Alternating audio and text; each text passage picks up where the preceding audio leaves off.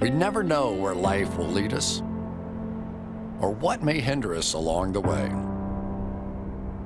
But while every day can feel like one big question mark, it doesn't have to. With the right insights, strategies, and solutions from Western and Southern Financial Group, together we can look ahead to leave the unknown behind. What's Pro Football Focus doing? Last week they had Brady. This week they got Brady. We're literally doing it differently from everybody else. As a matter of fact, moving forward from this point on, I will not make reference to PFF. Do you not understand that they are that way because you're Joe Flacco? And you just like to discredit things that people deserve credit for.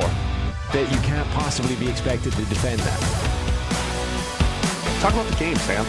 So who cares about what people think about us? Yeah, I like football season, and all the things that go with it.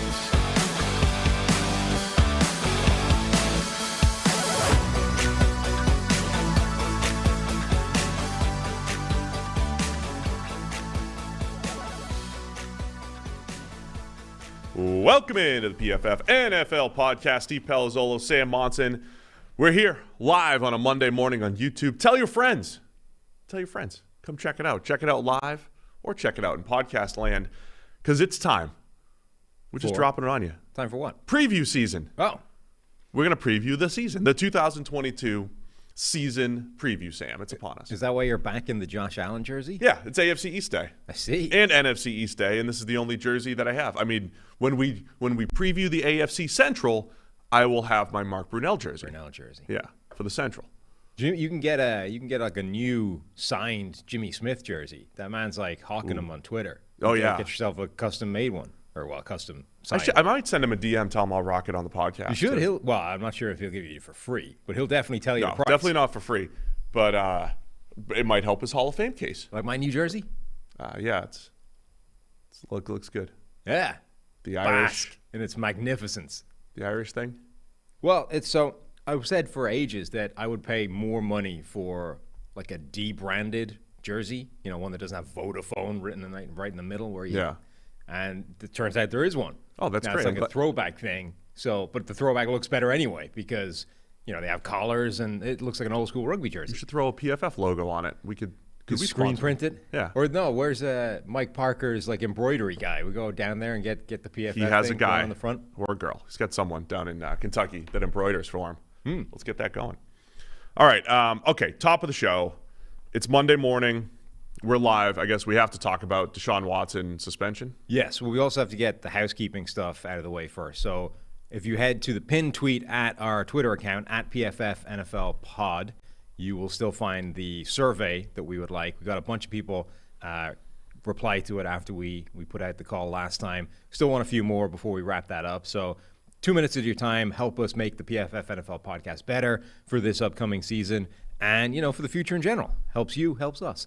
And then the other place we want to send you is my pin tweet at PFF_Sam, or it'll also be in the description on YouTube or the description of this podcast generally, the GoFundMe for the latest charity drive. Charity Drive 7.0. We've done six of these already. This will be the seventh. We've raised something like $20,000 so far for various different charities. This one is for a group called Needs Inc., who do service dogs, because apparently those things, if you need one, cost upwards of $17,000 and $40,000 to train the thing. So look, we want to do this thing where we find out how fast I can pitch a baseball randomly. Just a dude who never pitched anything. Maybe it's 90. Used to play cricket back in the day when he was a kid. That's about it in terms of throwing. What if how you fast secretly can I pitch a baseball? What if it's secretly 90? Well, then you'll feel bad. But anyway, we can't do any of it until we reach a goal, until we raise some money. And so far, we've raised $40. You know who the player is that you put up there, right? I do. And Tyler told me that it's remarkable how unlike his face my face is. Yeah, which I think is a good thing. That might be a good thing. Yeah. He's Randy Johnson's a former teammate of mine. Oh, yeah? Yeah. One of the 2 days they let me into a major league clubhouse and sit in the bullpen, he was on the team. I walked by him. That's why there's feathers spotting up. Oh yeah, that was great. What a special. Just pitch. I mean, that was the most ridiculous thing. Pigeon. maybe in the history of the world. Yeah. The odds of all the pitchers too. Well, the thing Randy is, Johnson, the guy great who thing throws about 100. it is it probably works perfectly with the math, right? Like, how many baseballs have been pitched at major league parks in the last 100 and whatever years? It's about time somebody clocked a pigeon with one, right? That's a good point. Just mathematically. It's about time somebody hit a bird. All right, so go check out the charity drive at PFF_Sam. Yeah. Deshaun Watson has been suspended Yes. for 6 games. Do we have other housekeeping? No, I think that's it. Okay. Deshaun Watson suspended. So now you can make a nice smooth pivot into Deshaun Watson and sexual misconduct allegations. Okay, so let's do it again. Deshaun Watson has been suspended for 6 games by the NFL. Discuss. There were rumors. I mean, all the rumors were that it was, 6 to 8 games, that it was in that range? It's been all over the place. It started off at a year, and then Mike Florio was the first person I said start saying it's looking like 6 to 8. Ends up at 6. Remember, this is the first, I think, decision that's come down not from like the desk of Raj, but from this independent, what's her name, Sue Robinson or something? Yes. This independent kind of, I'm not sure what the technical term for her is, but arbitrator, person who's deciding what the punishment will be. And of course, the NFL is in this difficult situation because the lawsuits are still active, right? 23 of them or whatever. They've agreed to settle a large number. There's still a few that have not been. So these things are still active. We don't actually know where that's going to go. So this is effectively a suspension for the sketchy behavior of putting yourself in the situation where things like this could happen, not for what he actually did or did not do, which is still to be determined. At which point, to me, 6 games feels foolish regardless of the outcome. Because if he gets exonerated or settled and all the things disappear and it's just like, okay, you had 60-odd massages in a couple of years, that's a bit weird. 6 games kind of feels a little random and arbitrary. On the other hand, if something actually comes of these lawsuits and he ends up being like legitimately found guilty of stuff, then 6 games is pathetic. Like Calvin Ridley, you said you hate the false equivalence. That's Calvin Ridley's going to get a year for like a $1,500 parlay betting. Yeah. Right? Normally, I don't like the false equivalency stuff, but that's what's going to come up, right? And it's a fair question, right? How does Calvin Ridley get a year for gambling on his team or not versus Deshaun Watson getting 6? I mean, the other question is, I hate discussing all of this, but if it was 2 allegations rather than the mid-20s, is that still 6 games? Well, that's the thing. Is it just the totality of like, you did these things that are in this bucket, like we're suspending you for this bucket of sexual misconduct or whatever you want to call that, whether it was 2 or 27, it's a 6-game thing, or does the volume actually matter in this case? I mean, it doesn't seem like it does. No, but it should, because that's the thing, right? Like, we're in this world where everybody has to have an opinion on it, and it has to be one side or the other because it's a black and white world we live in. So half the people think, well, these are just like a whole bunch of gold-digging women. It's all nothing, right? They're trying to get their 15 minutes of fame and a payoff, right? And then the other way, you have to believe women. Why would you think anything else? You monster. And ultimately, if it was 1 or 2, you could kind of come down to either side, right? Without knowing any of the facts, it would be perfectly easy to just sit there and say one of those things or the other. Yeah. When it's 20-something women and he had 60-something massage therapists over like an 18-month period, immediately it's sketchy, right? Whatever the facts of the case, it's immediately weird and probably problematic before you go anywhere. And yet, you're right, that doesn't necessarily appear to be a big part of it. The good news is we're not going to spend that much time talking about this because we have a season to preview. But on PFF's YouTube channel, PFF at Night with Brad Spielberger, Ari, and Doug Kyde is on at 8 p.m. on Mondays. That's tonight and Wednesday. So make sure you tune into that because I'm sure they will be talking all kinds of stuff about the suspension and giving you, more insight than we're doing right now. Well done, because they'll break it down a little bit more than we did. I think just for me to put a bow on it, 6 games out of the 17-game schedule.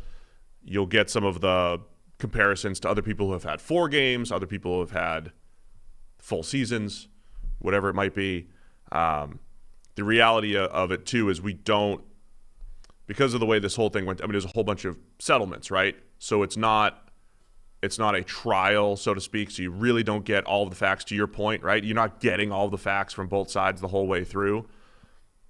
But it is a bad look when you see that the Browns paid him $40 million for this year. None of it goes away with the suspension, and that's probably the money that's being used to settle all of these cases. This is costing him $300,000 or something, because based off his tiny salary this year, his $1 million salary this season. Yeah, and then he's got all this money for the settlements. We'll talk about the football aspect of it. 6 games out of 17. That's 35%, Sam. 35% of the season. It is for Deshaun Watson on our AFC North preview. So we'll preview the Norths probably on Thursday. All right, you ready to get into this? Yep. AFC East. This is how we did it last year. Sometimes we split the Easts up because it's the biggest fan bases, the AFC East and the NFC East. But make it a monster here. We're going to do it together. We're going to preview the AFC East, the NFC East. We're going to try to stick to 15 minutes per team. At the end of the day, one of your teams is going to get 20. One of them is going to get 10. Already -9 right now. Oh, yeah. I mean, we're going to be over 2 hours. It's fine. We're ready. Lock it in. Here we go.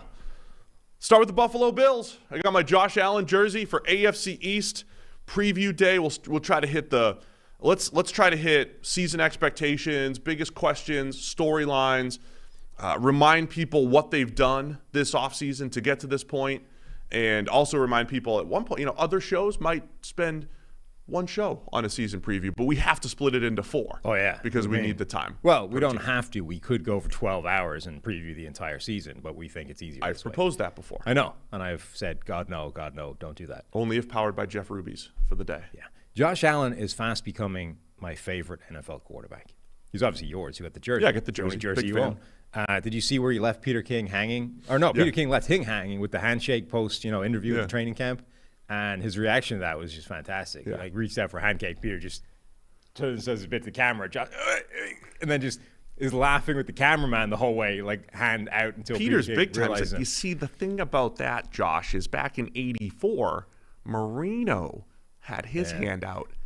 I was younger then. I shook it. So that was, a couple of days ago. There's been something even since then that's raised him in my estimation. The man started a fight with his own nose tackle. Yeah, that's hilarious. They're doing it's like quarterback draw stuff, down by the goal line, and Jordan Phillips claps him on the shoulder or whatever as he goes by, which angers Josh Allen to the point where he starts a whole ruckus. If you can't hit the quarterback, you can't be running quarterback draw drills. What's the point? He's a runner. He's a runner there. So the thing looked fine from a Jordan Phillips perspective, but then Allen piles right into him, which is this is just amazing. How many other quarterbacks in training camp right now are going to pick a fight with a nose tackle? Pretty Not much many. only Josh. Only Josh. There we go. Look. So the quarterback draw action. Seen it on YouTube. See, look, he barely got touched. A little bump. And then boom. Oh yeah, right into him. Josh is starting the rumble. Either way, that dude's getting cut. That's Jordan Phillips. You can't cut him. No. Well, I mean, you could, but Jordan Phillips, grade last year, 62.7. I mean, look, you could cut him, but they're not going to. I'm Anyway. just saying, for a quarterback to start a fight with a nose tackle, I'm on board. You're already derailing. No, this is Josh Allen. This is relevant. Okay. Their most important and best and coolest player. Expectations for the Bills. Super through the Bowl, roof. baby. Yeah, Super Bowl or bust, right? 13 seconds. That's the thing they're focused on all offseason, leading into this year. 13 seconds. They blew it. They should have been in the AFC Championship. The last time we saw Josh Allen, he's going head-to-head with Patrick Mahomes. They're ridiculous. That's where expectations are. They've added Von Miller, Mr. Playoffs, right? Von Miller's got 2 Super Bowl rings now, was dominant with the Broncos in 2015, dominant with the Rams in 2021. They've got the pieces, man. Yeah. I'm curious what takeaways they're going to have from that 13-second meltdown against Kansas City. Because that's the kind of thing that, A, haunts you, going forward, because it should. But B, it's the kind of thing where I wonder, do you change things dramatically because of that? Or do you just stay the course and say, look, that was a 13-second mistake. We obviously do things a little bit different if that situation itself ever presents itself again. But do we actually fundamentally change what we're doing? Do we get more aggressive generally late in games? Do we pivot that kind of strategy?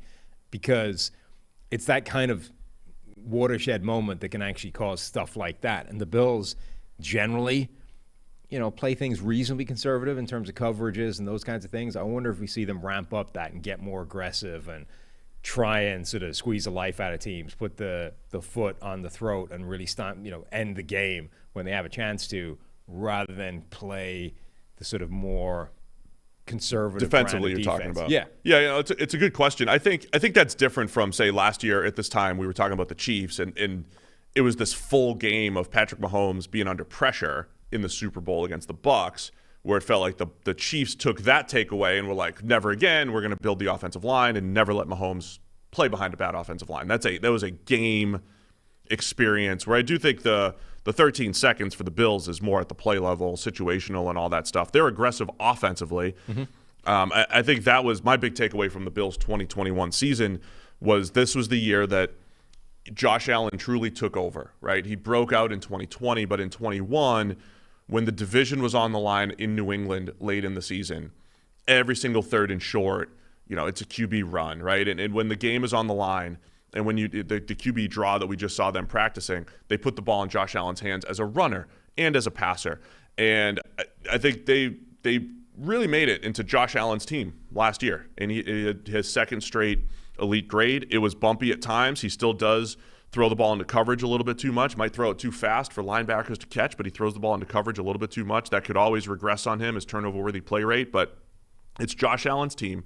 They're going to remain aggressive offensively, but some of their offseason moves, which was, like drafting a James Cook just to kind of add a little bit of juice to the pass game out of the backfield. This is the type of roster building we're at right now with the Bills, which is fix the edges of the roster. We want a little bit more yak. We want a little bit more of a pass-catching running back because they're looking good in so many places. Even adding an O.J. Howard to the mix at tight end. O.J. Howard, just a weird player who has had a couple good seasons and some disastrous seasons by our grading standpoint, but the potential's there for the former first-rounder to pair with Dawson Knox to be a good group. Brad and Jamison Crowder to replace Cole Beasley.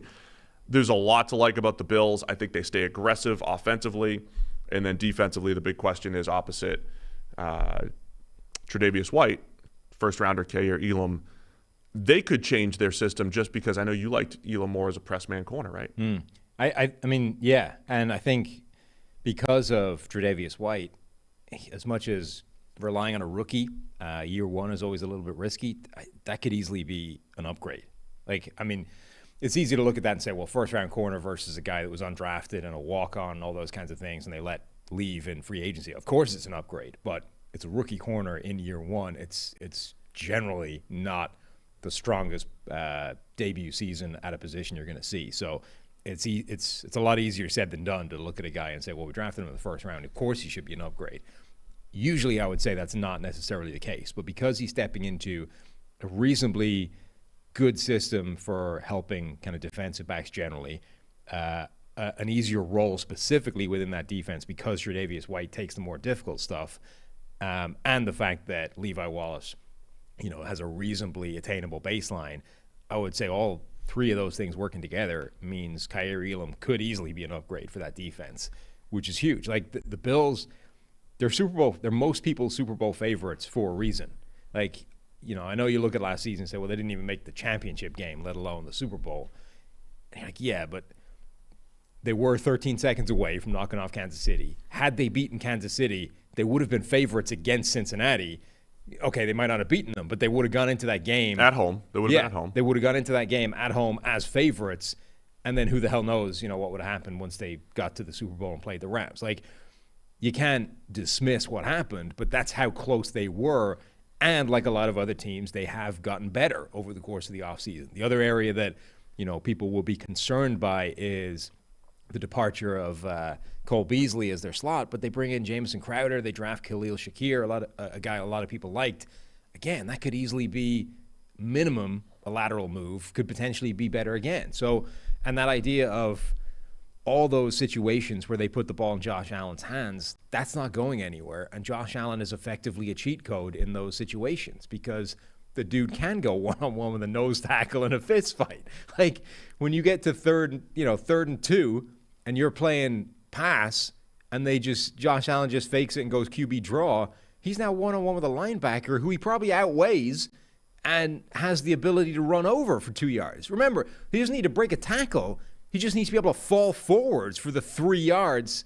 Or his Superman dive. He's doing a lot of that stuff. Right, but whatever it is, like that's what makes him. And this is a lot like Cam Newton, right? It's so hard to stop those guys in short yardage because you don't just need to tackle him.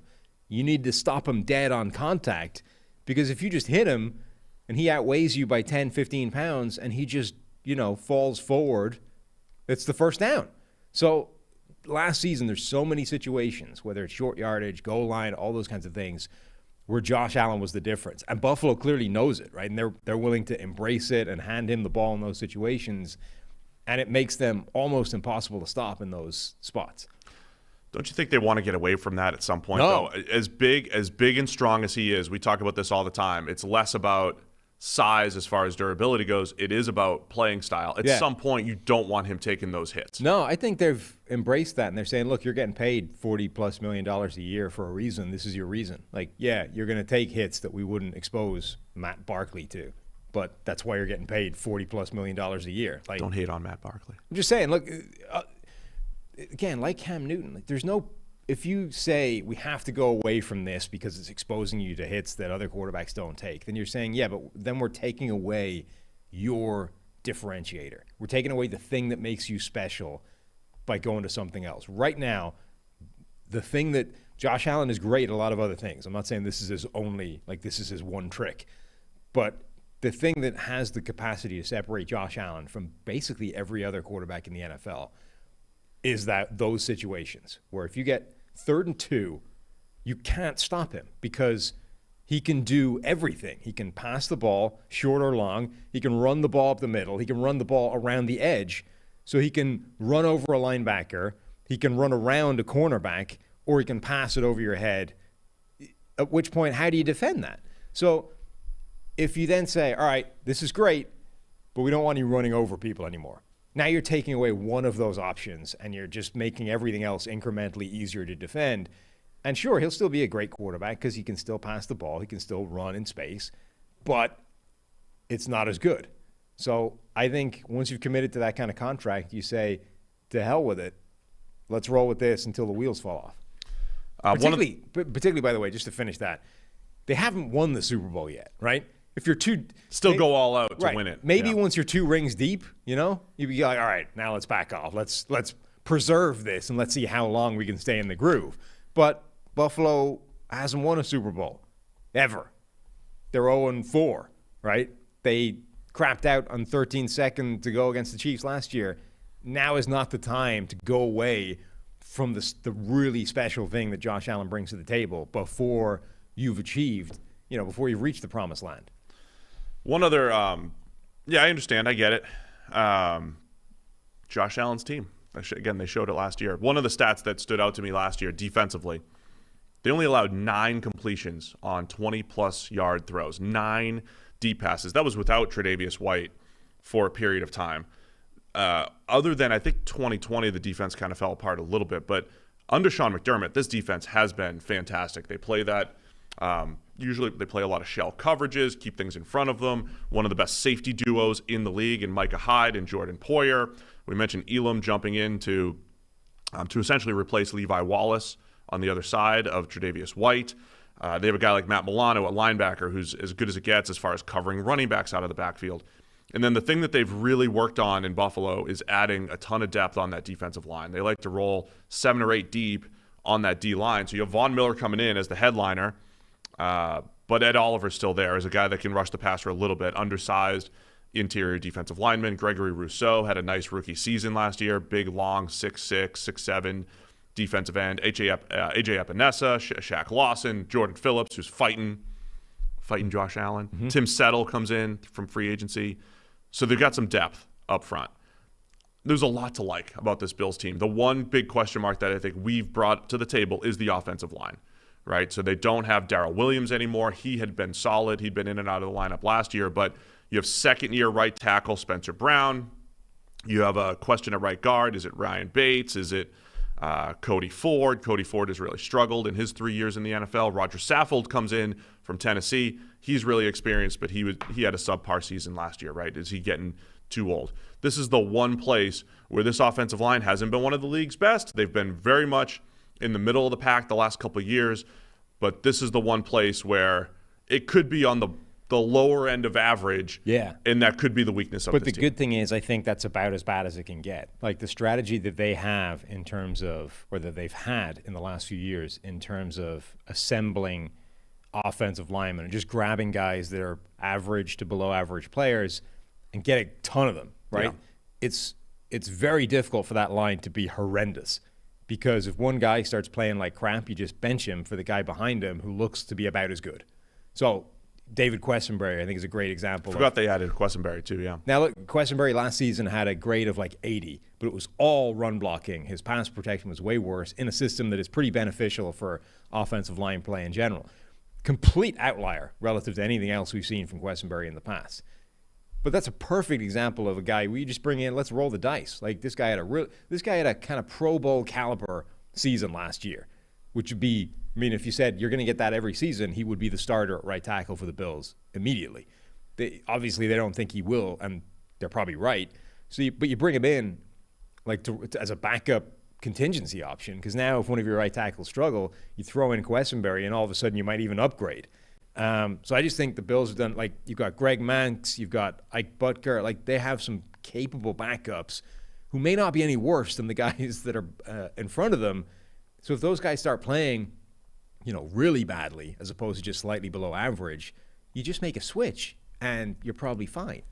DraftKings season win totals 11.5. The Bills are tied with the Bucs with the biggest number, 11.5 at this point. Remember, it's a 17-game schedule. We've got to keep reminding everybody of that. Do you think the Bills go over or under the 11.5? Over. I mean, if we're expecting them to be a Super Bowl contender, arguably the best team in the NFL, the best roster in the NFL, you got to be, 12-plus win team. We're not going to give all of our Super Bowl predictions or anything today. That'll be we'll have a prediction show or something probably. But do you want a little teaser? Do you expecting the Bills to make it through this deep AFC? I mean, I think they are justifiably seen as the best team in the NFL right now. I have no earthly idea who's going to make it through the AFC yet.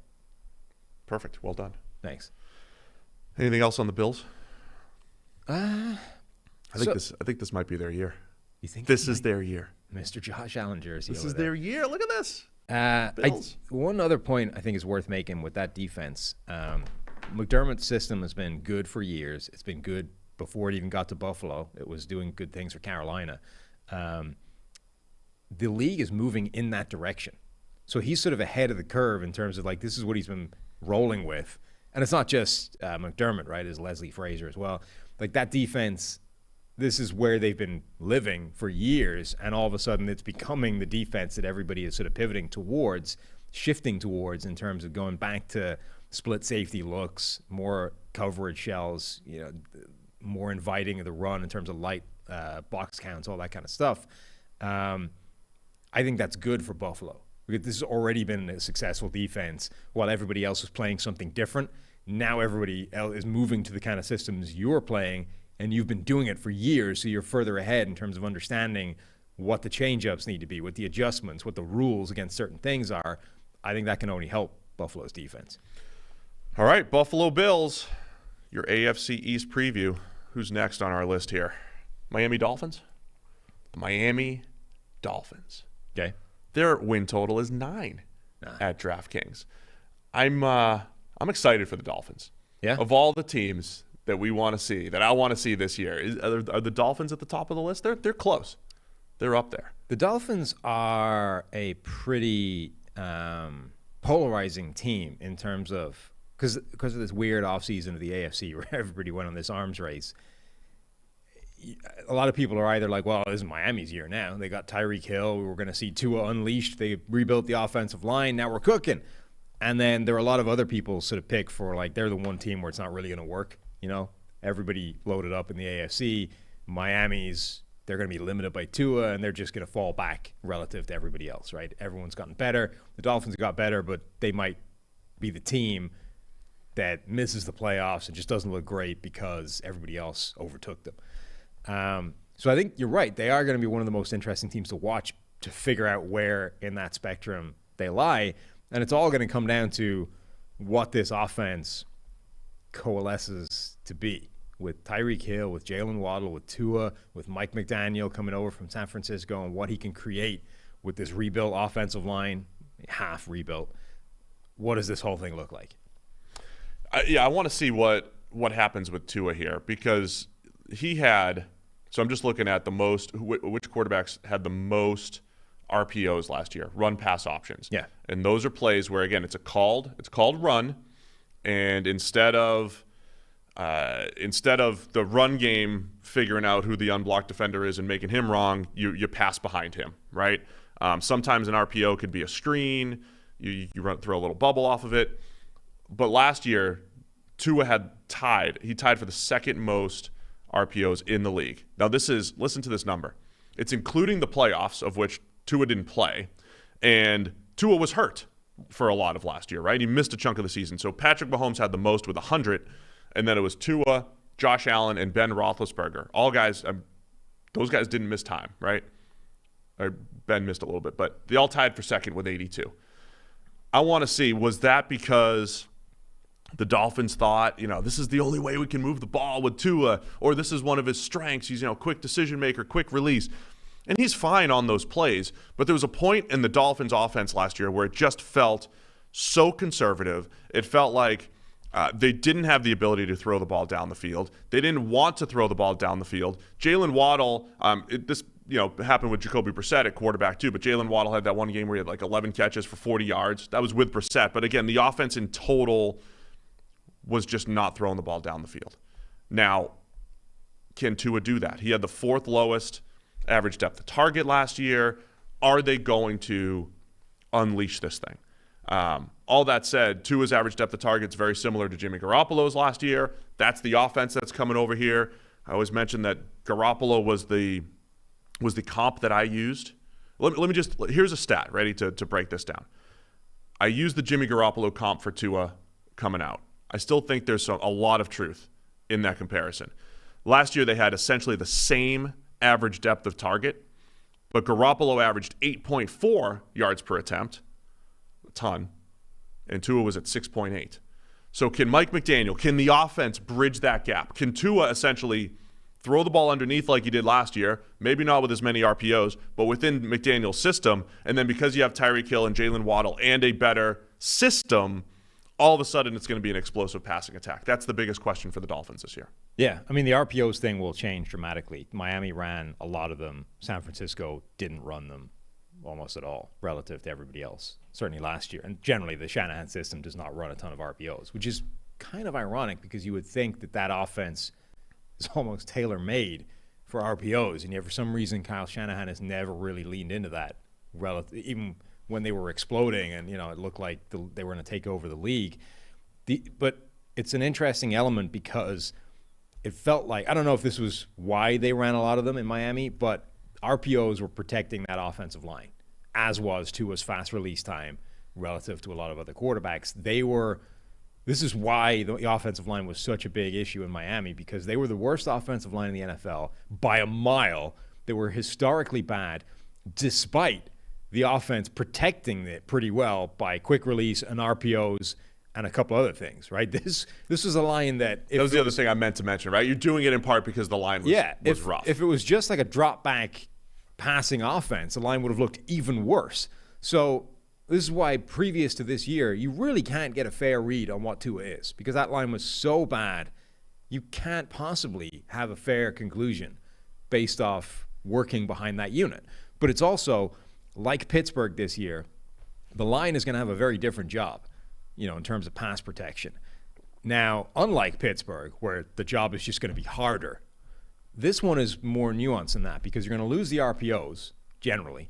So there's a lot of plays where they're going to be pass blocking instead of run blocking, which is going to expose them to more pressure. But in theory, you're getting a Kyle Shanahan offense being brought over, which we know is generally beneficial to offensive linemen. So where in that spectrum it lands and how much easier or more difficult that offensive line's job is going to be this year is pretty interesting to watch. Can Teron Armstead stay healthy for a full season at left tackle? That's an interesting element.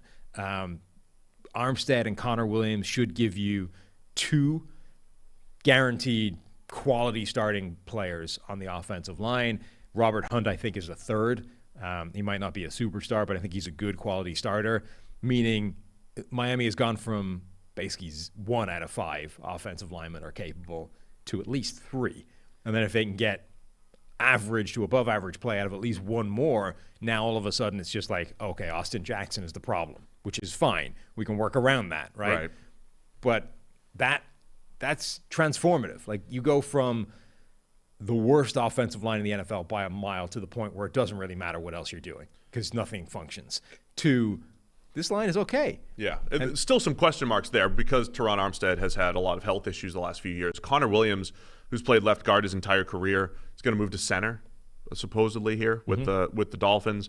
But like you're saying, if 3/5 of the line is better, and you hope you get one guy to develop, that's creeping back toward average in Miami. Speed, man. It's just speed everywhere. We always mention Tyreek Hill and Jalen Waddle, but even like a Raheem Mostert coming over with Mike McDaniel from San Francisco. The speed element, getting those guys into space. You had Cedric Wilson, who was a very good receiver for the Cowboys last year when he filled in for Michael Gallup. And then don't forget about Mike Gesicki, who's not as well-rounded as some other tight ends as far as run blocking goes. He's basically been a glorified big receiver. He'll probably have to play in line a little bit more in this offense, but again, receiving-wise, he brings a lot to the table. So there's a lot of weapons, a few question marks on the O-line, and year 3 for Tua. Can he take this step forward? So I think the stats will look better, and for the if you're playing the drinking game, Will Steve mentioned that this is the offseason where we learn about wide receiver 1 and their impact. This is one of those examples, right? How much impact can Tyreek Hill truly have on this offense? Can he elevate Tua? I think the stats are going to look much better. Yeah, of course, the stats will look a lot better. The one thing I think is good for – generally it's bad that a quarterback plays in a situation where you simply can't function as an offense, and Tua's been doing that since he got to Miami. The one good thing about it is I don't really see signs that it's broken him, because that's the worry about that, right? Is you put a quarterback in a terrible situation and the line is so bad and everything else is so bad that quarterback starts developing bad habits and you can't really pull him out of that. And the guy's just a write-off at this point. So now Tua gets the first situation he's had in the NFL that I think is viable. And the concern would be that he's been so damaged by the previous years that it doesn't matter anymore because he's just not capable of being whatever he could have been if he'd been in a good situation from day one. I think because they've been doing smart things to try and offset the calamity that is the offensive line in terms of RPOs, in terms of quick release, I don't think Tua has been really badly damaged by the situation he's been in so far. So he should be able to maximize whatever he's capable of within this Mike McDaniel offense with now weapons to work with in Jalen Waddle and Tyreek Hill. And the only thing he needs to do is, like, can you now flip the switch and become more aggressive and push it downfield? Because that's the one sort of habit that has been ingrained over the last couple of years is you don't really have time to go deep, right? Like, take a one read, get the ball out. Don't wait for the guy to uncover 20 yards downfield because you're never going to get there. So now he needs to make that adjustment is, okay, give Tyreek Hill a tick longer to uncover deep downfield. Like, give Jalen Waddle, a beat longer to get 15 yards downfield because you've got the time to do that now because those are important plays. Like, that is the difference sometimes between a viable quarterback and one that isn't, is a quarterback that's willing to take a few more risks and push it downfield and be a little bit more aggressive. That, I think, is the big thing that Tua needs to figure out if he can do this year. Have you encountered Tuanon? Yeah. You have? Uh-huh. What'd you say to encounter them? Because I know other people have been far more critical of Tua than we have. I've only encountered it as an outside observer. Okay. I haven't run afoul of They haven't Tuanon. attacked you? No. Okay.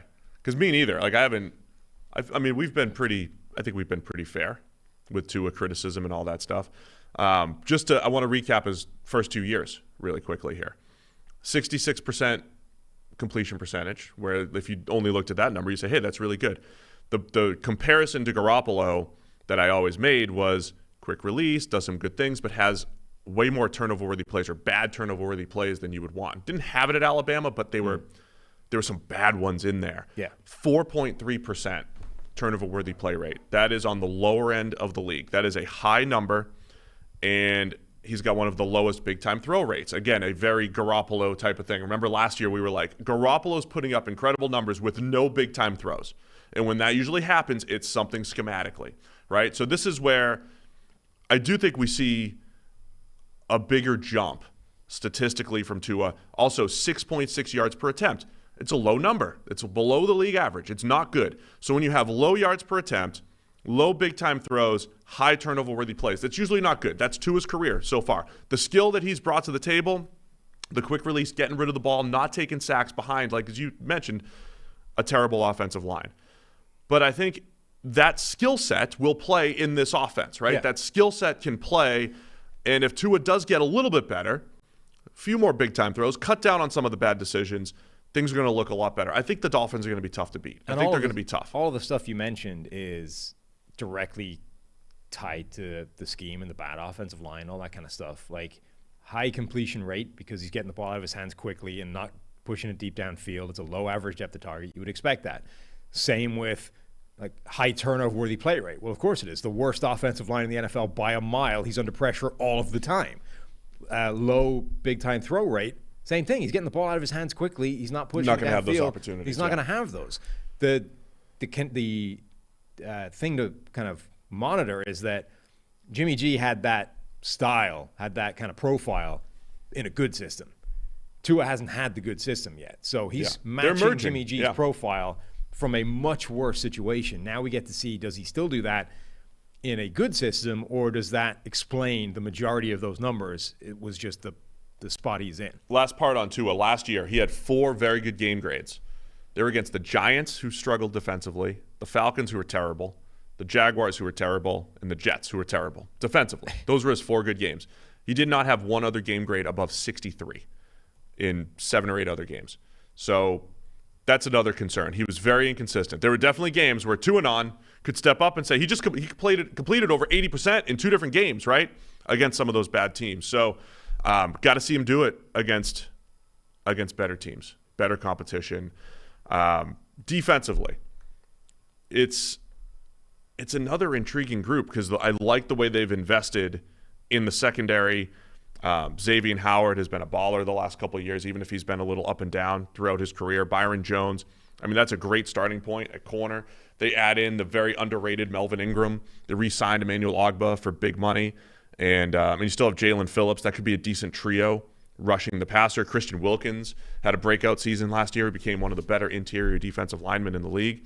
And they got great play from Javon Holland, rookie safety out of Oregon last year. So I like a lot of what they have defensively. I don't think it's one of the best in the league. They definitely had some ugly games last year. They played a lot better when they played worse quarterbacks, like a lot of defenses. A lot of good pieces there, though, defensively. Yeah, and critically, McDaniel didn't mess with that when he came in. Yeah. So he retained the coaching staff, or retained the defensive coordinator from 2020. So they're not. Your concern would be new head coach comes in, gets rid of everybody, brings in his new coaching staff, and all of a sudden you have this defense that was assembled for that very specific Patriot-style man coverage type of defense that Brian Flores likes to run, and all of a sudden you pivoted to a zone system and nobody makes sense there. They didn't do that. The league generally is moving away from that style of defense, but Miami kept the guy that was running that and said, look, these are the players we've brought in for this system. We need you to run it, so let's go. We're going to get better on the other side of the ball. Let's keep doing what we're doing on defense. I think that's probably a pretty smart thing to have done, rather than suddenly find everybody in the defense ill-fitted for the scheme they're going to be running. Yeah, I think still some questions at linebacker. They paid Jerome Baker a lot of money. He's had pretty much league average type of grades in production. Again, it's not perfect across the board. It's another spot too. Noah Igbenogany looked like he'd be a good slot corner a couple years ago as a first rounder. Hasn't really stepped up and been that guy, but I like the pieces, like I said. And it starts with Xavier Howard and Byron Jones on the back end. You get a couple more of those young players to take another step forward. Ogba has been year 5 or 6 breakout for him. That's why he got all that money. Where do you land on the Dolphins? The over-under's 9. Was just talking to Eric. I think this happened last year too. I think a lot of the numbers point to, hey, the Bills are the heavy favorite in the AFC East. And even though that's true on paper with the Bills roster, man, I don't know if teams are going to beat each other up the same way maybe the AFC North will. But the Bills are going to be tough. I mean, the Dolphins are going to be tough, and the Patriots are going to be tough, aren't they? Yeah. Miami is the team that I think will be good, but just run foul of so many good teams. I think they'll be a decent team. I think they'll be hard to beat, but I think they will lose more games than people expect them to because the AFC is just a bloodbath right now, and they'll end up being worse than a bunch of other teams. So we're going to go over or under their 9 wins? I'll go under 8 and 9. Man, if I had to bet, I think I'd go over. Over the 9. Problem is, you need to keep track of that because I think you'll do that for like the AFC.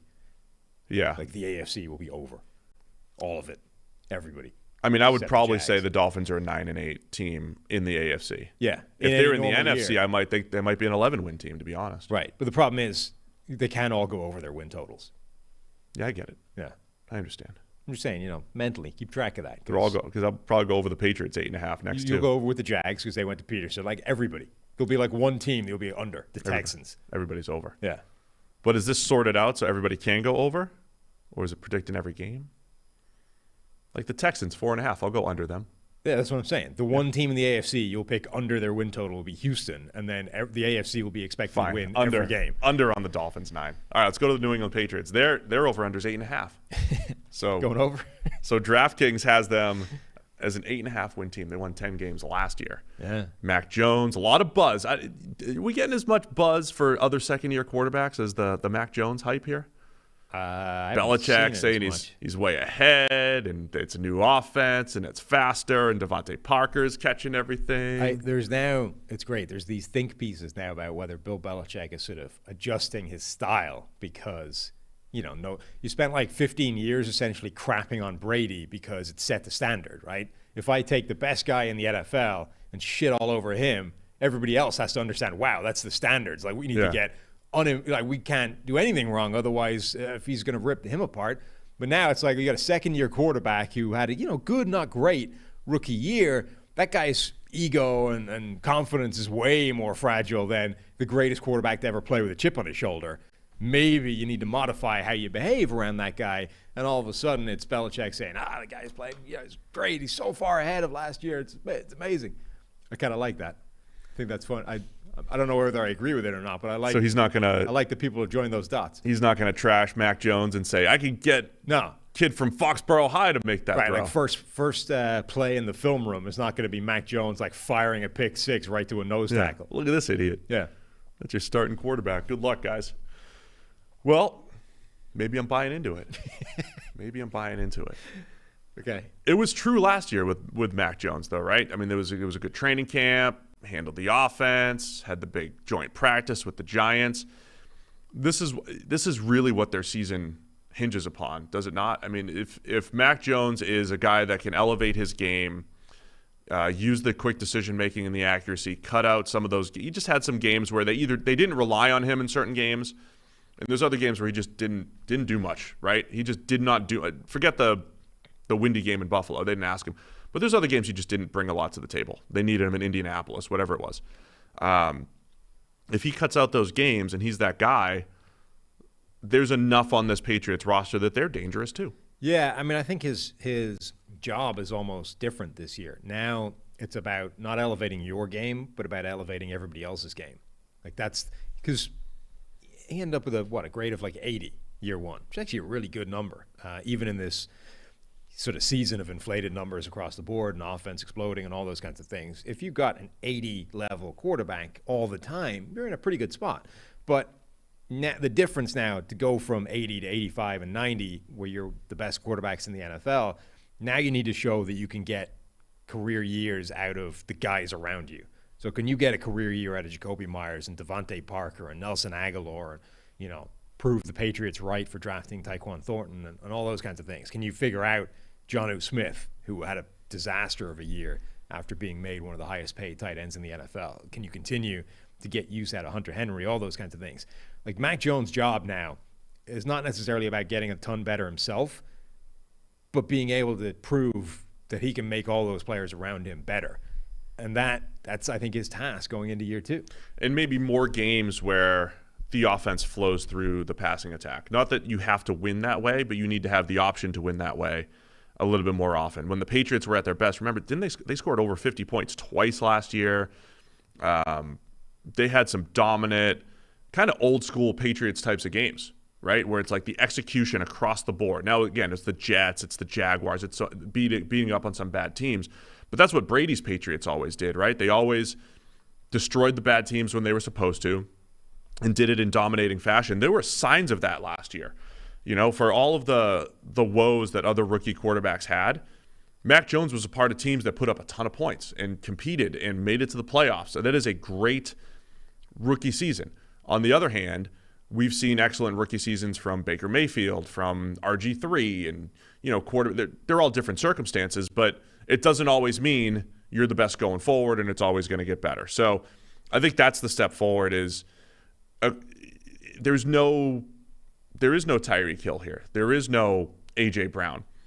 But the totality of the receiving core, Kendrick Bourne did some nice things last year as well.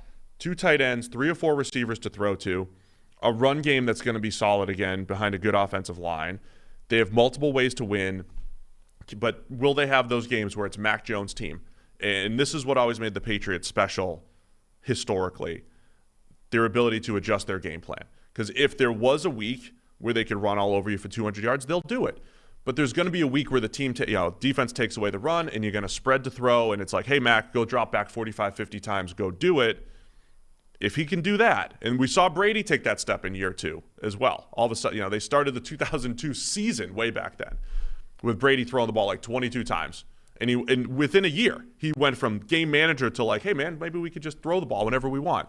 Right? It happened instantly, and if you're always going to have those parallels, if Mac Jones can make that same jump, we might know early if he's ready to take that jump, the Patriots might be way more dangerous than people think. The big thing working against him, though, is that Josh McDaniels got a head coaching job. True. And look, whatever you think about Josh McDaniels, the head coach, and his previous stint at that was an absolute train wreck, he has been the ever-present sort of quarterback, mentor, quarterback partner in New England since that point.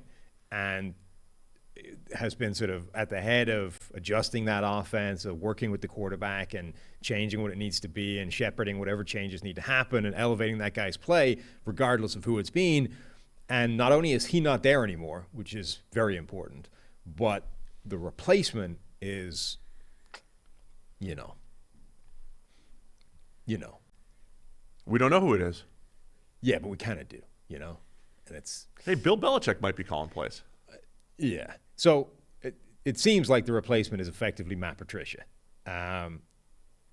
So he's technically not an offensive coordinator for whatever reason, but they're also kind of splitting roles with a bunch of coaches doing a couple of different things. And, you see things in training camp like Patricia needs to go and sort of deal with something else, effectively like leaves an offensive line group to, the assistant coach while he goes and sorts something else out and blah, blah. And it's like, yeah, okay, that's fine, but that's very different to McDaniels being able to work with the quarterback in game kind of the whole time. You know what I mean? Yeah. And just dedicate his entire time to making Mac Jones' life better. Maybe he still will. Maybe he can still call Josh whenever he wants. Yeah, feels unlikely. I doubt it. Yeah. Whereas Patricia, I don't know if he'd do that anyway, but even if he could, or even if he would, I don't know if he can because of this sort of weird way that they've split out all these coaching roles in New England. So all of a sudden, Mac Jones has kind of gone from one environment where he's got almost his own dedicated coach permanently that they get to work together in partnership to now you've got to, it's on you to raise your game year 2 and elevate everybody else around you. And, Matt Patricia is the dude calling plays and he's kind of got to do a couple other things while he's doing that. So kind of figure it out by yourself. On the other hand, maybe they're adjusting to Mac Jones a little bit more. They know him better. Year 2, adjust the scheme to him. I think the offense is going to be all right. offensive line-wise, they traded Shaq Mason, but they got Michael Onwenu, who's been fantastic when he's been in there. Of course, the big draft pick was Cole Strange, who we were surprised to see go in the first round. He'll probably slot in. Strange. We thought it was strange at the time, but we'll see. Starting at left guard, I think around him, David Andrews has been solid. Trent Brown comes back. I think they'll have a good offensive line, even if Cole Strange does struggle as a rookie. Well, yeah, the whole offense generally is built to run the ball still. It's got a really powerful offensive line that is better run blocking than pass protecting. You still have those 2 tight ends to run the 2 tight end packages that they didn't run last year, despite paying them all the money. Jonnu Smith had maybe the worst season of his career, certainly the worst run blocking season of his career. So I think there's a task in hand there to figure out what the hell Jonnu Smith is within this offense. Because if you had him as like your designated blocker between the two, that didn't work. So the backfield is fantastic. Damian Harris is one of the best rushing grades in the last couple of years, aided by that offensive line. Ramondre Stevenson looked like a perfectly capable 1A in that backfield. And as you know, he's another example of training camp time. So we'll hear the story about how he's dropped 7 pounds, reshaped his body in the best shape of his life. But Damian Harris from Ramondre Stevenson is a great 1-2 punch in that backfield. So the offense is kind of built to be that power run game, and then whatever Mac Jones can add on top of that, it should be fine. The question is, how much better than fine can it get? So yeah, I agree with all that. And then my question on the offense is, again, can it be more pass first when needed, right? I've got concerns defensively. Now, that could be another place where people eat their words, and it's like, there's no stars. You don't see a Stephon Gilmore on this depth chart anymore, even though he wasn't playing last year. Like, you just don't see. Well, forget Stephon Gilmore. You just don't see anyone. A starting capable corner on this depth chart. Yeah, and so are they pivoting their system? They played a lot more zone last year, so does it matter less to have an excellent corner? What are they going to do schematically on the defensive side of the ball? Because for years, the whole Belichick tree was just playing man way more than the rest of the NFL. Yeah. Last year, they came back down closer to the rest of the pack. Is this a completely new system where maybe you don't need as many stars? It's old school Patriot way type of stuff, and you get, the Adrian Phillips has found his home here. But there is some, they just locked up Devon Godshaw up front, who's always been pretty average as far as our grading goes. Matthew Judon had a ton of sacks last year, but not only did he disappear down the stretch, but our pass rush grade didn't match up with that total. I don't know how great they are defensively here. I mean, across the board, we are really light on players that you would term coverage first type of players. So that cornerback room is the cornerback equivalent of the wide receiver room in Green Bay, where on paper it looks like a disaster. And you can talk your way into a couple of players. And did you see the little clip on NFL Network where Rodgers kind of went through his receiving room and made them all out to be superstars? Yeah. Like, you can do that, but you can do that for everybody, right? Sure. If you're going to take that kind of slant on it, then everybody looks fantastic. This group looks terrible. Jalen Mills for years has been a substandard starter. Played okay last season actually for them, but I wouldn't expect that to be his baseline necessarily. Terrence Mitchell is a below-average starting corner. Jonathan Jones in the slot. Marcus Jones, the guy they drafted, I loved as a player, but is battling serious limitations in terms of size. Like, if you are going to be good at 5'6" or 7" and 170 pounds, you are one of the biggest outliers of all time. So he's listed at 5'8" and 174. He's so good, though. He's so good. Just for context, is 3 inches and about 10 pounds lighter than I am. And I'm not trying to cover Julio Jones or DK Metcalf or A.J. Brown on a regular basis. And I don't think it would go well if I did. Probably not. Now, I will say that Marcus Jones has significantly better movement skills than I have, certainly at this point. But that's so hard to do, to offset that kind of size differential. Particularly as he might not be playing purely in the slot, which is where you would normally see a guy like that and say, all right, slot or slot corner only, given that size. They're going to give him a shot, I think, to play across the defense. And look, I love that guy. I think his tape is incredible. And if he was a normal-sized human being, he would be a first-round pick. Normal-sized human being? Football context. Normal-sized corner? Normal-sized football player. Okay. He would be a first-round draft pick, but he isn't, so he wasn't. And therefore, to expect him to be, and again, rookie corner, even if he was, like, That's not an easy thing. Yeah. So expecting him to be good year one is a stretch. Malcolm Butler has basically been a disaster since they got rid of him the first time. Terrence Mitchell comes. I mean, and then even if you look at the other positions, right? The cornerback room is a disaster. Can you make up for that with really good play elsewhere? Like the Vikings for a while had bad cornerback play, but really good safety, so it was less of a problem. Devin McCourty's great. But Devin McCourty's 34 years old and the only guy that can survive in coverage in this defense. Well, you're 40. Yeah. And I wouldn't want to be playing free safety in an NFL defense. Yeah. So, and last season was not a great year for Devin McCourty. Certainly on the low end of what you would expect from him. Maybe that's his decline. Everybody else, okay, Mac Wilson is more of a coverage type of linebacker, but everybody else is like a run-first type of guy. Juwan Bentley, like his problem coming out of college was that guy can't play coverage. He's a run defender. He's a thumper only. Kyle Duggar is a matchup type of player in coverage, but not somebody you necessarily want in deep zones covering half a field or whatever. Same with Adrian Phillips. There's a lot of matchup stuff you can do with him, and he's a very good strong safety, but you don't want him in deep zones all the time. So you're looking at this defense in a pass-first league where everybody's spreading you out and throwing deep. You're like, how does this defense defend that? If the Patriots defense is going to be good, don't forget they also lose J.C. Jackson. All of the turnovers from J.C. Jackson. Stephon Gilmore wasn't there last year, but he was there the previous years, right? And that was the strength of the Patriots defense. When you had Gilmore, you had Jackson, different types of corners, they'd match up, they'd turn the ball over, all that stuff.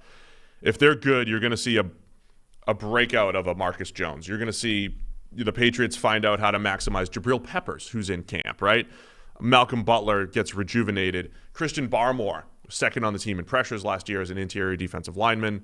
As a rookie, does he take a big step forward? Josh Uche breakout. He's shown flashes as a pass rusher in his couple of years in the league. So I think there'll be new names, right? If the Patriots defense is going to be good, it'll be new names breaking out. If they're not good, it's because on paper they're not very good.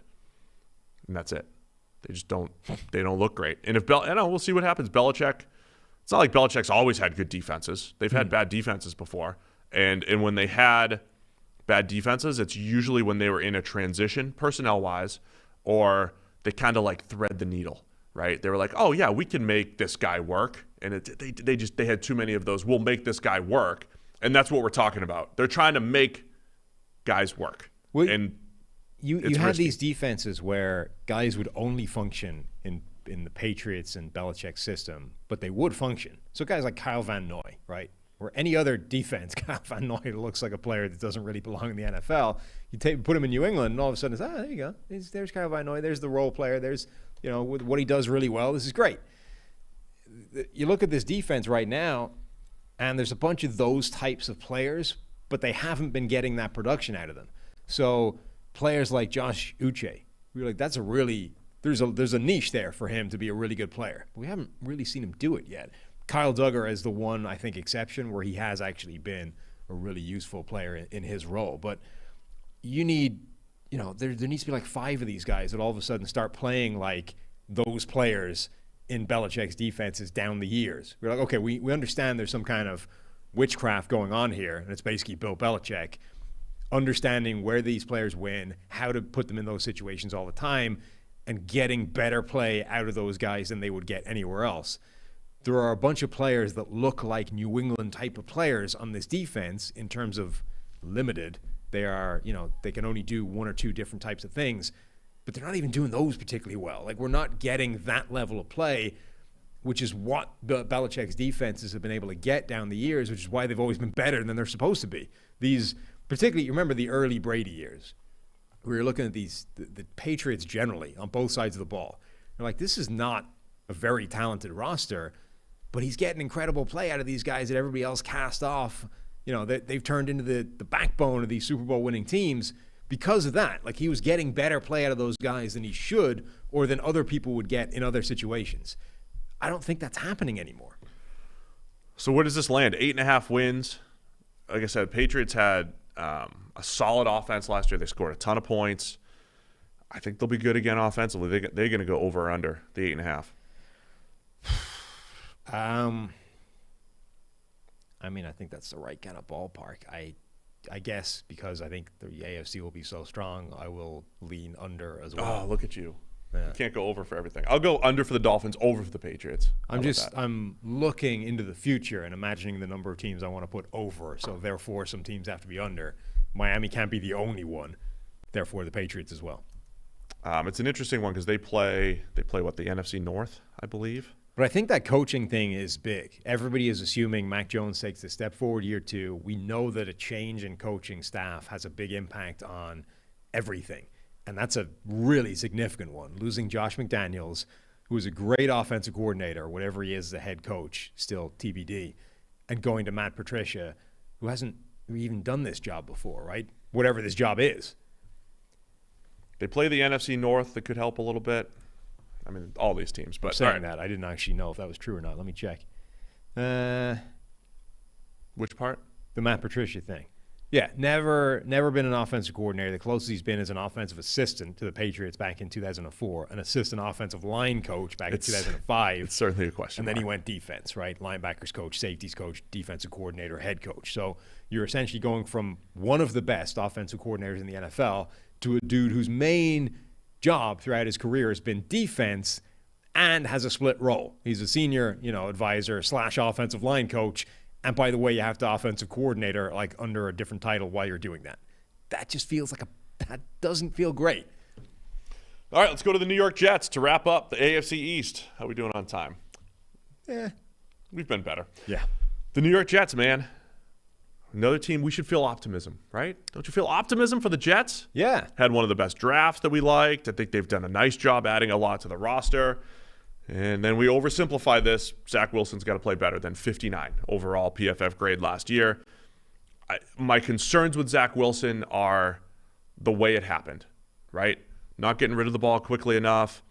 I think his I saw somebody was pointing out a clip a couple days ago with just his footwork being off. It's one of those, it's a 3-step drop and he took like 3.5.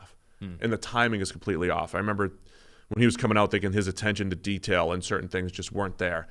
I mean, there's going to be a lot of improvement from Zach Wilson this year, but I think the rest of the Jets roster is moving absolutely in the right direction. Wilson is one of the best examples in recent years of how little preseason can mean sometimes.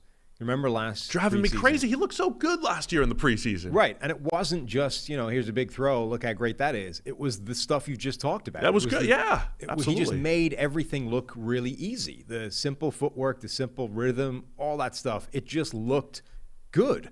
And then we got to the regular season, and it just evaporated, disappeared. It's like, where the hell was the guy from the preseason? Okay, it was a really low sample size and stuff, but it's just an example of how little preseason can mean sometimes. Playing well in preseason doesn't necessarily mean anything. Playing badly in preseason may mean something. But that's Wilson just wasn't the guy we thought he was going to be as a rookie. Now, where it gets interesting is I think the Jets have done a very similar job to the one that Buffalo did when they drafted Josh Allen in terms of building a team around him. I think the job that they've done in New York with the Jets has been really good over the last couple of years. They have assembled an offensive line that finished last season, I think, ranked 11th in PFF's offensive line rankings. They add Laken Tomlinson to that group. They're getting Mekhi Becton back. They should realistically expect this offensive line to be a top 10 unit next year. Elijah Vera-Tucker should get better from year one. This should be a top 10 offensive line. The wide receiver room. Last year they spent big on Corey Davis. They drafted Elijah Moore. This season, first-round pick, Garrett Wilson. Whether or not Garrett Wilson is a true, elite X receiver, number one, it doesn't really matter. You add another threat to an offense that clearly needed at least one more to allow Corey Davis a little bit of breathing room so that he doesn't have to be that alpha number one guy. And now you just have more weapons to work with. You add a couple of tight ends in free agency in Uzama and Tyler Conklin. You draft Breece Hall. You already had, good players in the backfield. That should be a really good offense if Zach Wilson gets better. Now, where it gets tricky with Buffalo is, we saw 2 years of reasonably bad play from Josh Allen before he broke out and became amazing. The people that were Josh Allen's supporters would say there was a notable difference between year one and year two. And, it didn't necessarily show up in grading, but sure, maybe with hindsight you can find it. Yeah, there were some improvements, but if Zach Wilson plays as badly as he did year one, with this supporting cast around him, I mean, this is something that Buffalo might not get enough credit for, but it's going to take some real willpower from the Jets next offseason if that happens to say, no, he's still the guy. Like, year 3, trust us, it's coming. Yeah. Because I would say most of the time it won't. And it did with Josh Allen. They did have that confidence, but they kind of believed in him from day one. That's the thing. Zach Wilson is now under a bit of pressure because now the situation around him is good. And now you need to actually show up and, show some kind of improvement and show some of the stuff they thought they were getting when they drafted you. Yeah, just to reiterate some of the things that were concerning, right? We highlighted this a lot last year. Using Premium Stats 2.0, you can kind of see, using the time to throw metric, Zach Wilson 5th highest, over 3 seconds, right? This is what we're talking about with Kenny Pickett coming out of the draft and all that stuff. Basically had the same time to throw as Justin Fields without any of the reason to. Yeah, without the scrambling. This is snap to the release of the ball or when you cross the line as a runner, right? Which is why guys who run more, Jalen Hurts, Jameis Winston actually ran a lot last year, Justin Fields, Lamar Jackson, Taylor Heineke, Josh Allen, these are the other players at the top there. A lot of those guys either just held the ball longer in general or they ran more. Zach Wilson had no scrambles compared to the rest of these guys. Doesn't really, has less reason to hold the ball long. Yeah. And his average depth of target is lower than all of those guys. So he's just not seeing the field. He's just not getting rid of the ball quicker. The other thing that goes completely against any sort of anything positive for Zach Wilson is the fact that Mike White came in and ran that off. He threw, 400 yards or whatever against the Bengals, dinking and dunking down the field. Now, admittedly, then stank from that point on. But yeah, all I'm saying is there were these individual games where other quarterbacks came in, ran the same offense with the same personnel, and it looked way better than when Zach Wilson ran it. Yeah. After Zach Wilson came back from injury, there were glimpses. There were glimpses of hope, right? But every rookie quarterback, and Sam Darnold had a lot of glimpses of hope at various points in his career. So still clinging to. I think there needs to be incremental improvement from Zach Wilson. There needs to be a drastic improvement here, not just something minuscule this season. Every number that Wilson had last year screams just not seeing the field, not seeing defenses, or getting the ball out on time, or just not seeing it pre-snap or post-snap. So basically the same average time to throw as Justin Fields. Justin Fields had 3 times more scrambles than Zach Wilson from a smaller number of dropbacks. Wilson had like 100 more dropbacks than Justin Fields. Justin Fields had 3 times more scrambles, and yet they had the same time to throw, which is massively inflated by guys who scramble because, you run around and that takes time before you cross the line of scrimmage. Zach Wilson also had the highest sack rate, pressures turned into sacks, of any of those rookie quarterbacks. So again, that would be a thing that you would say that's a problem in Justin Fields' game. Wilson's was worse. So 26% of pressures turned into sacks. High number, man. Huge number.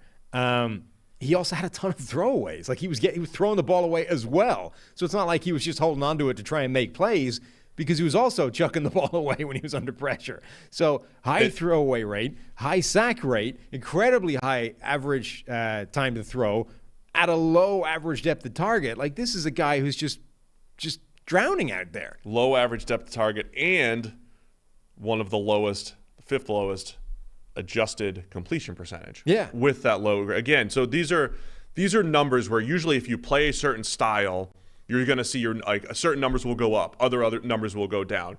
These things are working against each other instead of for each other. Right. When it comes to Zach Wilson. And all of this completely boggled the mind because in preseason he was the best. Yeah. Him and Mac Jones looked like the absolute best. It was a 20-play sample. But decision-making, it was crisp. Everything, he looked ready. And then critically, the thing that made him such a highly coveted draft pick was the special plays, right? Most people, Trevor Lawrence was seen as the best quarterback prospect to come along since whatever.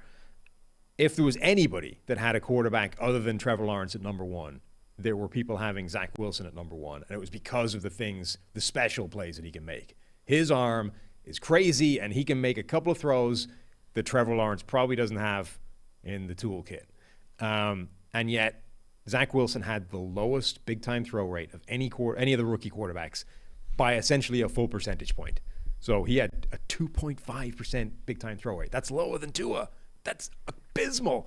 Lawrence was at 3.4, Davis Mills 3.8, Mac Jones, who we're saying he needs to up that, 4.4, and then Justin Fields, like, okay, really high time to throw, really high sack rate, all those kinds of things, but at least he's out here with a 6.1% big time throw rate because he's trying to make stuff happen. That's the concern for Wilson for me, is that all these numbers scream just drowning, not ready, in over his head, overwhelmed, and you weren't even you didn't even find the big plays in there. Get out of here, YouTube chat, like we're all numbers. We're just using numbers to describe the action. We watched every single play. Break down the film. But it was not good. The numbers last come year. from the tape, right? It's all not that, the numbers we're not come just from looking at the spreadsheet and saying, "Oh, these are some weird numbers that have." The numbers popped up. come from the tape. The numbers have come from watching this guy's tape and seeing him overwhelmed within that offense. Like you can't watch Zach Wilson last year and come away saying, I'm perfectly reassured. All that just said, a bad situation. All that said, I like others liked Zach Wilson coming out. I think he will get better. I'm just concerned in how it happened. The same way I'm concerned at how Trevor Lawrence's year went. I would have liked to see more glimpses of hope than what we actually saw. 5 essentially rookie let's throw Trey Lance in there as well. 6 rookie quarterbacks.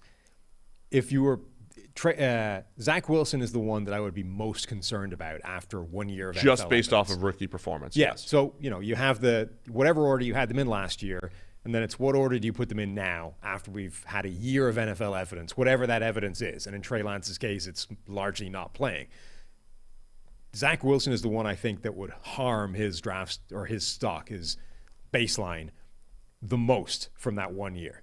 Even though his performance overall was vaguely comparable to Trevor Lawrence, which you could argue is still better than Trey Lance, who didn't even see the field, the way that Wilson's went down in terms of how he reacted, just looking completely lost and overwhelmed, was the most concerning, I think, of any of those guys. Now, all that said, too, I thought there were times I like Elijah Moore as a receiver. I thought there were times he kind of hung him out to dry with his route running. All that stuff. Corey Davis could have caught the ball better. That led to some interceptions. But on paper, they have all the pieces that you mentioned. 3 potential wide receivers, 2 tight ends, a good offensive line, right? That was pretty good. That's going to get better. All the pieces to take that step forward. I like adding Breece Hall, maybe not in the second round, but adding that speed element as well. I think the offense absolutely getting better. The defense, Robert Saleh, this is supposed to be his baby. They were embarrassingly bad last year. They gave up over 50 points multiple times. They got run over by the Colts, destroyed by the Patriots. They had some games where they were an absolute train wreck defensively. They had some injuries, what have you. I do think when we were looking at the Jets roster a couple years ago, it was like, where do you start? They're bad on both sides of the ball. If we're going to compliment what they did on the offense, I think they probably put their resources into the offense a year ahead, and that made the defense drag behind a little bit. But then you have this offseason. They add in Sauce Gardner, right? In the first, I love that they took him at number 4 overall. They come back and get Jermaine Johnson later in the draft. Carl Lawson's coming back from injury. They should be better defensively, and it'll probably start with just health, starting with Carl Lawson and getting some of these rookies out there as well. Yeah, the defense continues the theme of the offense in terms of I really like what they've been doing to build this group. They have a couple of underrated players already there. John Franklin Myers, I think, gets overlooked a lot, is a good player. You get Carl Lawson coming back from injury, who was supposed to be their primary pass rusher last season. Okay, we don't know what he'll be given the injury he's coming back from, but should be a significant addition given what was there. Jermaine Johnson in the first round. The secondary was a mess. So you double dip, you hit free agency and the draft again. Sauce Gardner and DJ Reed. Bryce Hall, who we like, now doesn't have to be a starter. Can just see if he can earn some playing time as like a number 3 corner. That group could be decent. Now, there's still some weaknesses, but you can't fix everything in one offseason. But you couldn't do much more to the defense in the course of one offseason than they have done. So I think overall the Jets have assembled what should be a very good offense with the question mark being the quarterback, and then have gotten a decent way towards repairing a defense that was a wreck, and we'll see how good that can be. Old friend Quan Alexander just signed over there. I had people tagging me in tweets about all the missed tackles he had like 5 years ago. Yeah. I think they got to figure something out at at linebacker, though. That's been C.J. Mosley's hardly even seen the field, hasn't been great when he's been out there. Linebacker has been really bad for the Jets. And all they have, C.J. Mosley and Quan Alexander at this point, they're just names. They're just names that people know. But Saleh's defense does, remember, he's had Fred Warner, he's had Bobby Wagner through the years, right? They've had this excellent middle linebacker that makes a lot of the offense tick, being able to run the seam and all that fun stuff. So that's where I think they really need to get better. Once again, Carl Lawson, Jermaine Johnson, Quinnen Williams up front. They've got some pieces there. I think there still will be some growing pains here, but I think this is also moving in the right direction defensively. Yeah. And to me, that's the Jets season.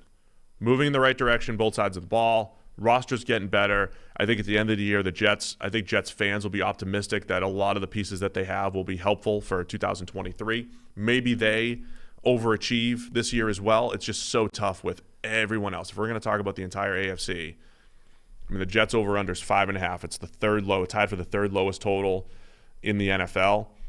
They're all realistic expectations. Could they go over, grab 6 or 7 wins? Sure. But, man, it's going to be tough. So, where do you land on the Jets? Yeah, they have such a broad range of outcomes, I think, because they could easily be under that if Zach Wilson doesn't get any better in year 2. You know, if he performs the same, if we end up with another PFF grade of like 58, Jets aren't winning many games at all, particularly given the rest of the AFC. But like if he takes a jump, given the situation around him, they could actually be pretty good. Not just better than they were or slightly better than their win total. They could be, you know, a reasonable team, albeit working against all this really tough conference. So I was really concerned by what we saw from him. Let's lean under that win total. We get to see a lot of Zach Wilson against the other rookies. He'll play Trevor Lawrence again at the end of the year. He'll play Mac Jones a couple times, Justin Fields. Those will be some fun matchups. I will say over. So you're saying over for everybody? Yeah. No, I'm 2-2. No, I'm over 3 out of 4. Under the Jets, under 5.5 of the Jets. Nobody's going to remember what I say, except fans. All right, let's go to the NFC East. That's it, right? Just 4 more teams? The other East. Oh, man. Keep the energy, man. Keep the energy. We're going NFC East. Dallas Cowboys first up. Yeah, let's go Dallas Cowboys. Mm-hmm. Cowboys lost in the divisional round. Was it the did. wild card? Wild card round to the 49ers. Yes. Losing the wild card round. It was the disastrous end of game play calling, right? Dak, they ran QB draw, couldn't get that last play out there. Yeah. Weird sequence. I think most teams, let me know if this, I'm going to pose a question. Let me know if this is fair. Mr. Positive over here. Mm-hmm. You can look back at the offseason and be pretty positive at this time of year for like 26 or 27 teams. I feel like you can easily talk yourself into things are better this year than last year because we have these draft picks, we have these free agents, and everybody's going to get better. There's always a handful of teams where it feels like, I don't think they're better. The Cowboys are one of those teams. Are the Cowboys one of the teams that didn't actually get better since last year? Let me answer your question by reading you a quote and just get your reaction from it. I'd expect nothing less. Jerry Jones. Big fan of Jerry, right? You are a huge fan of Jerry. I love Jerry. That's how a billionaire should be. You know, if I had billions of dollars, that's kind of how I'd act. Quote, no, seriously, Zeke's got to be our feature. And he is our feature. We can feature him in a lot of different ways. We all recognize what he does in the passing game because of his protection ability. Don't ever underestimate that ability with Zeke. Zeke takes some tolls when he's out there as a back blocking. So it's critical that we make Zeke, because he's capable of being that, really the focus of what we're doing. End quote. What year is that quote from? A day ago. Oh, no. Yeah. Because if it was 2017 or something like that, I'd say, okay, that's Jerry. Yeah. Yeah, but it's not. Well, hopefully Jerry's not calling plays. No, but I would say has a fairly tight leash on the guy who is. Look, Zeke was banged up last year. He did play better when he was healthy. He was banged up. But I think we all know that's not where it rolls through. I mean, it's where it might roll through, but it shouldn't. It shouldn't be. No. At this point, I'm not sure. I mean, I don't think Zeke should be the starting running back right now in Dallas. Tony Pollard has outperformed him for the last 2 years straight. And yeah, you can say, okay, Zeke's been injured and blah, and we haven't seen Tony Pollard carry the load. And like, yeah, but you're only going to see that by flipping the roles. The only way you're going to find out if Tony Pollard can carry the ball 25 times a game is by letting him take a crack at it, which he's earned at this point by dramatically outperforming Zeke Elliott, even in similar situations. So, look, I think that's an issue. I think the Zeke Elliott contract has been like a giant millstone around the neck of the Cowboys for a couple of years now, and it's cost them in a bunch of ways. It's cost them by not expanding Tony Pollard's role as much as it should. It's cost them by getting rid of guys like Amari Cooper because his contract looked bad, and he couldn't get rid of Zeke's contract because of the guaranteed money at this point. So they're behind. They're getting sort of dragged down by this deal that looked like a bad idea at the time, you know? And there were people in the Dallas building that didn't want to do it. Now, the more important people in the building did, so it got done. But there were people within Dallas that understood signing Zeke Elliott to a monster deal would be a mistake. Yeah. I mean, so just to go back to my point, it feels like the Cowboys got worse. I'm sure there might be Cowboys fans who are like, good riddance with Amari Cooper and Connor Williams and his 18 penalties and all that stuff. But I would say those guys are good. And you're missing a couple good players there. You're missing a Randy Gregory. I mean, you're missing some players that were serious contributors. I think what made Dallas, because let's not forget, they were kind of like New England. Remember, New England I was talking about these games where they were really, really good and other games where they just couldn't do much offensively. Dallas had those games too. They had these games where they were so dominant offensively. And it's like, all right, go try to cover all of us, right? You can't even cover Dalton Schultz now because he's open because you're worried about all of our receivers. That's Dallas at their best, and I think they've lost a little bit of that without having Amari Cooper and having to just rely more on CeeDee Lamb and Michael Gallup. Gallup's probably not going to be ready early in the season, so that puts an even bigger damper on that receiving core. You're relying on rookie first-rounder Tyler Smith to replace Connor Williams, and you got to figure out the pass rush that you lose from Randy Gregory defensively. Yeah, like you look at the rest of the league, and you got a bunch of teams that can realistically expect their baseline to be better than it was a year ago. We upgraded in a bunch of spots, and there's a various range of outcomes here, but the majority of the outcomes should be an upgrade over the previous season. Dallas, you look at their range of outcomes, and you would say the best we can hope for is to stay where we were a year ago. The best we can hope for is that Jalen Tolbert can replace Amari Cooper, and when Michael Gallup gets back healthy, we're where we were last season in terms of wide receiver group. That's the best you can hope for. And expecting, we've seen a lot of success from rookie wide receivers, but Jalen Tolbert coming in and being Amari Cooper day one, that's a high bar to set. It's possible, and I really like Jalen Tolbert. I'm excited about the opportunity he'll get, particularly early in the year with Michael Gallup out, but that's a big ask. Offensive line, as you said, going from Connor Williams, who a lot of Dallas fans didn't like Connor Williams because he was a second-round pick, high draft pick, and all the other high draft picks they had over that period were all pros. So they had Tyron Smith, best left tackle in the game for a while. Travis Frederick was the best center in the game for a while. Zach Martin has become the best guard in the game over the last couple of years and has always been good. So 3 players that were drafted high in that offensive line who were arguably the best player at their position for an extended period of time, and Connor Williams, who wasn't, but was okay. Like, he became a quality starting player at a position where depth in the league is actually pretty sketchy. And you go very quickly from good players to not good players on that offensive line. He was not a bad player, which is worth something. Now you have to replace the not a bad player with somebody else who can be not a bad player. And that's, again, not necessarily a slam dunk. So there's more question marks. Yeah, and the pass rush, as you said, with Randy Gregory, can they replace that? Like, it is not going to be easy for Dallas to stay where they were a year ago. Yeah, it's easy to also say, well, yeah, Mike, you have Micah Parsons, right? Be excited about Micah Parsons. We think DeMarcus Lawrence is really, really good. Wasn't as good last year as some previous seasons, and missed time injury. Like, if he stays healthy, we think DeMarcus Lawrence is really, really good, and that pairing with Micah Parsons is great. They're better when it's Randy Gregory in the mix as well, and then you have more flexibility. So some of their advantages from last year with depth at receiver, really few holes on the offensive line, depth at edge rusher, they just lose those for this year. I want to talk Dak for a minute because he had a weird season too, right? It's great that we have 6 years of data now, 5.5 years of Dak Prescott, right? And it was like a roller coaster ride early on, and it looked like he settled in as this, okay, maybe Dak's arrived as this top 10 quarterback, top 8 to 10 quarterback, getting paid as such. But he has the calf injury in week 6 against the Patriots, and his play tapered off. And I think it tapered off to kind of whatever Dak is, right? He finishes with an 83.5 passing grade. That's his best grade of his career. He's had a few years in the low 80s. It's fine. The turnover-worthy plays, though, just kind of came out of nowhere down the stretch. He had a game with 4, and he had 3 other games with 2, and a game with 3, which was against San Francisco in the playoffs.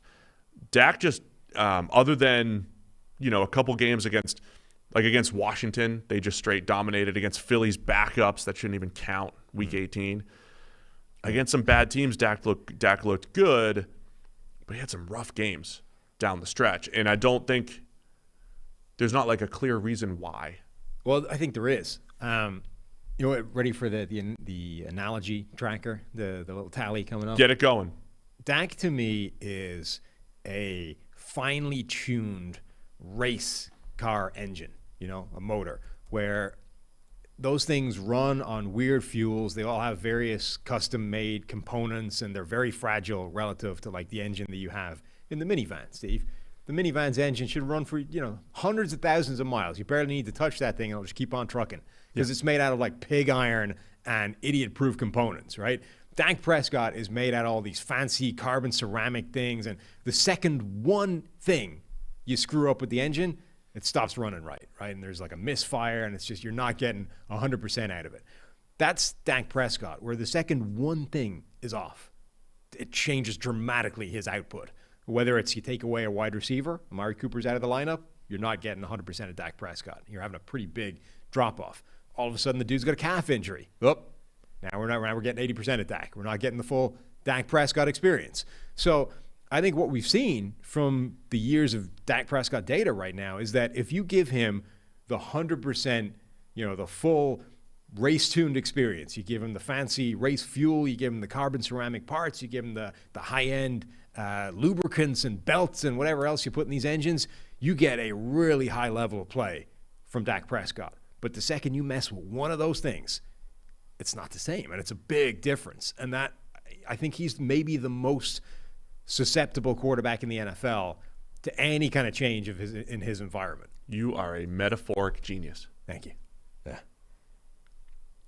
Wow. Anyway, I think you nailed it, though. And look, the injury might not be there from last year, and who knows? Like, that could have just been a random freak thing. It could have been compensating from the injury that he had the year before, which can happen sometimes. Or he might get injured this year. But the big thing to me is you've taken away Amari Cooper from his offense. You've taken away one of his targets. And, okay, you can talk about how that target may have been underperforming, but he isn't there anymore. That's a big thing now because we know that Dak Prescott plays worse when you start screwing around with his wide receivers. So you've taken one of those away, and then you're hoping that the guys that are still there can perform at the same level and that he doesn't get injured. Yeah, it's I like the analogy on Dak. I think there's some history there. It's weird to me that Amari Cooper's kind of like run himself out of town or soured on people, but the evidence is strong. Dak got better, the offense got better with Amari Cooper. Yeah. And we always talk about having 3 awesome receivers is a great way to win in the NFL, and I think that's a reason why the Dallas offense was so good. And I'm sure, again, there's probably some Cowboys fans saying, but Dak had 38 touchdowns and 11 interceptions. Like, you can't get much better than that. How do you do better than that? Because I think a lot of those numbers did come because even with Gallup hurt last year, the rest of the offense was very good. I think Kellen Moore as a play caller, maybe not specific situationally, but holistically, Kellen Moore got the most out of that offense. That's why he ranked higher in our offensive coordinator rankings. Not because he called a draw with the game on the line, not these specific one-off calls, but holistically, given what the offense had and what they produced a lot for a quarterback that had an 83 passing grade, which is good, not great. So on one hand, you say, hey, maybe with Kellen Moore there, they'll figure it out. But I like the Dak analogy. So I'm thinking we're getting more low 80s play. The production goes down a little bit because you don't have those same pieces at playmaker or on the offensive line. There's so many potential areas of regression. Like last season, in terms of EPA per play, Dallas ranked 6th in the NFL. Really good. there's almost no way they can achieve that again. So they're going to be worse. So if they're now somewhere ranked in the top 10, say, but that, like, if you're 10th versus 6th, that's a lot to overcome if you're planning on making a Super Bowl. So then defensively, or even winning a playoff game. So defensively, we mentioned we like the edges, DeMarcus Lawrence, and whatever they do with Micah Parsons. They drafted Sam Williams to maybe help with the pass rush. You bring in a Dante Fowler. I mean, in an ideal world, Dan Quinn on the defensive side of the ball wants to be able to move Micah Parsons around, right? Like they did last year. Mm-hmm. But on paper, too, it doesn't look like – I mean, it looks like Parsons, who's probably their best pass rusher. You want to use him in that role a little bit more. And you lose a little bit of that flexibility because it's one of those things where if you add Micah Parsons to the edge group, it looks good. But you take him away from the linebackers and they look bad. When you add Micah Parsons to the linebackers, they look good, but the edge group doesn't look good. So it's not like Shohei Ohtani, Sam, where he can legitimately be like two players at the same time. You know, he could pitch and hit, as you know. Uh-huh. What do you think about him being like Babe Ruth? I mean, it's legit Babe Ruth. Alien stuff. Imagine in football if you could have a guy that was literally worth two different players. Yeah. Because Parsons isn't. He can't literally play two positions. Well, you need to play at once. offense and defense, not two different players on defense. Yeah, I think more NFL teams should try that. Like when Dion did it, more teams should try two-way players. I would imagine that's very tiring. Yeah, I'm sure it is. But you need a guy that's do a little blood doping and stuff like that. You can make it happen. I wasn't in love with running down on special teams and then going straight out there and playing free safety. And that was just one run. I wonder if there's a world where you have like a slot receiver and a slot corner. So it's 40 snaps both sides of the ball rather than 80 on one side. I mean, that's definitely, that would be probably closer to doable. But I was like, knackered after running downfield to cover a kickoff. And then it's like, right, now you got to play free safety. And let's just hope they don't pass the first play. Like that wasn't fun. And that's a pretty limited thing, Yeah, I can't imagine having played an entire series on offense and then playing an entire series on defense. So the other thing that might not happen the same way as last year is Trayvon Diggs having all those interceptions. Yeah. I'm on record as saying I think he'll play better. I think he'll be a better football player this year, but with like half as many interceptions at best. And we saw this like a year ago, right? Xavier Howard went from leading the league with 10 interceptions, and then what did he get? Exactly half that number the next season? Yeah. 5. He went from 10 to 5. And the year before that, he had 1. So we've seen this every time one of these guys pops off and has a monster year in terms of interceptions. It almost never happens again. Delth O'Neal, remember him? Yeah. I think he did that twice, but they weren't consecutive. He had random, look, there's Delth O'Neal leading the league in interceptions. And then that guy barely even made it in the NFL as like a long-term starting corner. Even in college, David Amerson. Remember David Amerson? Yes. NC State. He had 12 picks one year and then won the next year and had a mediocre NFL career, right? So interceptions are not the best indicator of future performance. Xavier Howard, though, is an awesome corner. He does tend to turn the ball over more than others. It's going to be tough for Diggs to do that. But I also think Diggs is a good corner, right? I think he's fine. And I think he gave up some plays last year. It's not always right to just use coverage yards and all that stuff, the fact that he gave up over 1,000. But I think he'll be better. They have a solid back end. His argument in terms of how good he was last year is built almost entirely off the back of those interceptions. You know, and when I say that, I mean even when you start diving deeper and start using more advanced numbers and you're like, the EPA per play when targeting Trayvon Diggs was the lowest in the NFL. I said, well, of course it was. He picked the ball off 11 times, and nothing will affect EPA per play more than a turnover. Yeah, so there's a difference between saying what Trayvon Diggs last year was really, really valuable, right? The plays where he caught the ball for an interception were extremely valuable. You want nothing more from your corner, right? The argument against it is that it wasn't always his skill that led to that, right? So we're evaluating what the player brought to the table production-wise, tipped passes and things like that weren't necessarily him, versus was it valuable? Of course it was. And now the discussion is changing because now we're not even talking about how good is the year he's having / has just had, because that's last year's conversation. Now the question is, what does last year tell you about what he's going to be this year? Because the interceptions thing is almost meaningless. Like he's not going to have 11 interceptions this year. In fact, the chances are he's going to have half that at best, right? So if he does that, now we're talking about a totally different player. And now he needs to take the step forward that you're talking about to even remain at the same kind of level. Right, like don't give up over 1,000 yards in coverage. Again, even if we don't assign every single one, don't give up as many big plays in coverage. Or the 11 penalties or whatever, like all of the negative numbers. Yeah. Now you need to cut down on those dramatically because you're probably going to have half the interceptions. Right. And this is the story of Dallas's offseason. It's regression everywhere. So how are you going to stay just at the level you were last year if Trayvon Diggs doesn't pick off 11 passes? And the hope is, we'll get to the rest of the NFC East soon, the hope is that the other teams just didn't improve enough. Which might be true in the NFC. Which really might be true, right? It's not true in the AFC. Yeah, like if Dallas was in the AFC, you'd be like, man, they're getting worse. Everybody else is getting better. This is a tough pill to swallow. Yeah. All that said, I think Dallas's baseline was high. If they had made the conference championship last year, I wouldn't have been surprised. I think they were a conference championship caliber team last year. They disappointed with their first round exit. So I think they make the playoffs. I think they win the division. I don't feel as good about their Super Bowl chances this year as I did last year, though. That's my bottom line on Dallas. What's their win total? I lost it. I don't even know if they're winning the division. I know. So their win total's 10. DraftKings has them at 10. I mean, the Chiefs and the Rams are at 10.5. The Cowboys are tied with a win total over-under of 10, tied with the 49ers, Broncos, Bengals, Chargers, and Colts. Vegas is still confident in the Cowboys. You going over or under the 10? I think I have an idea where.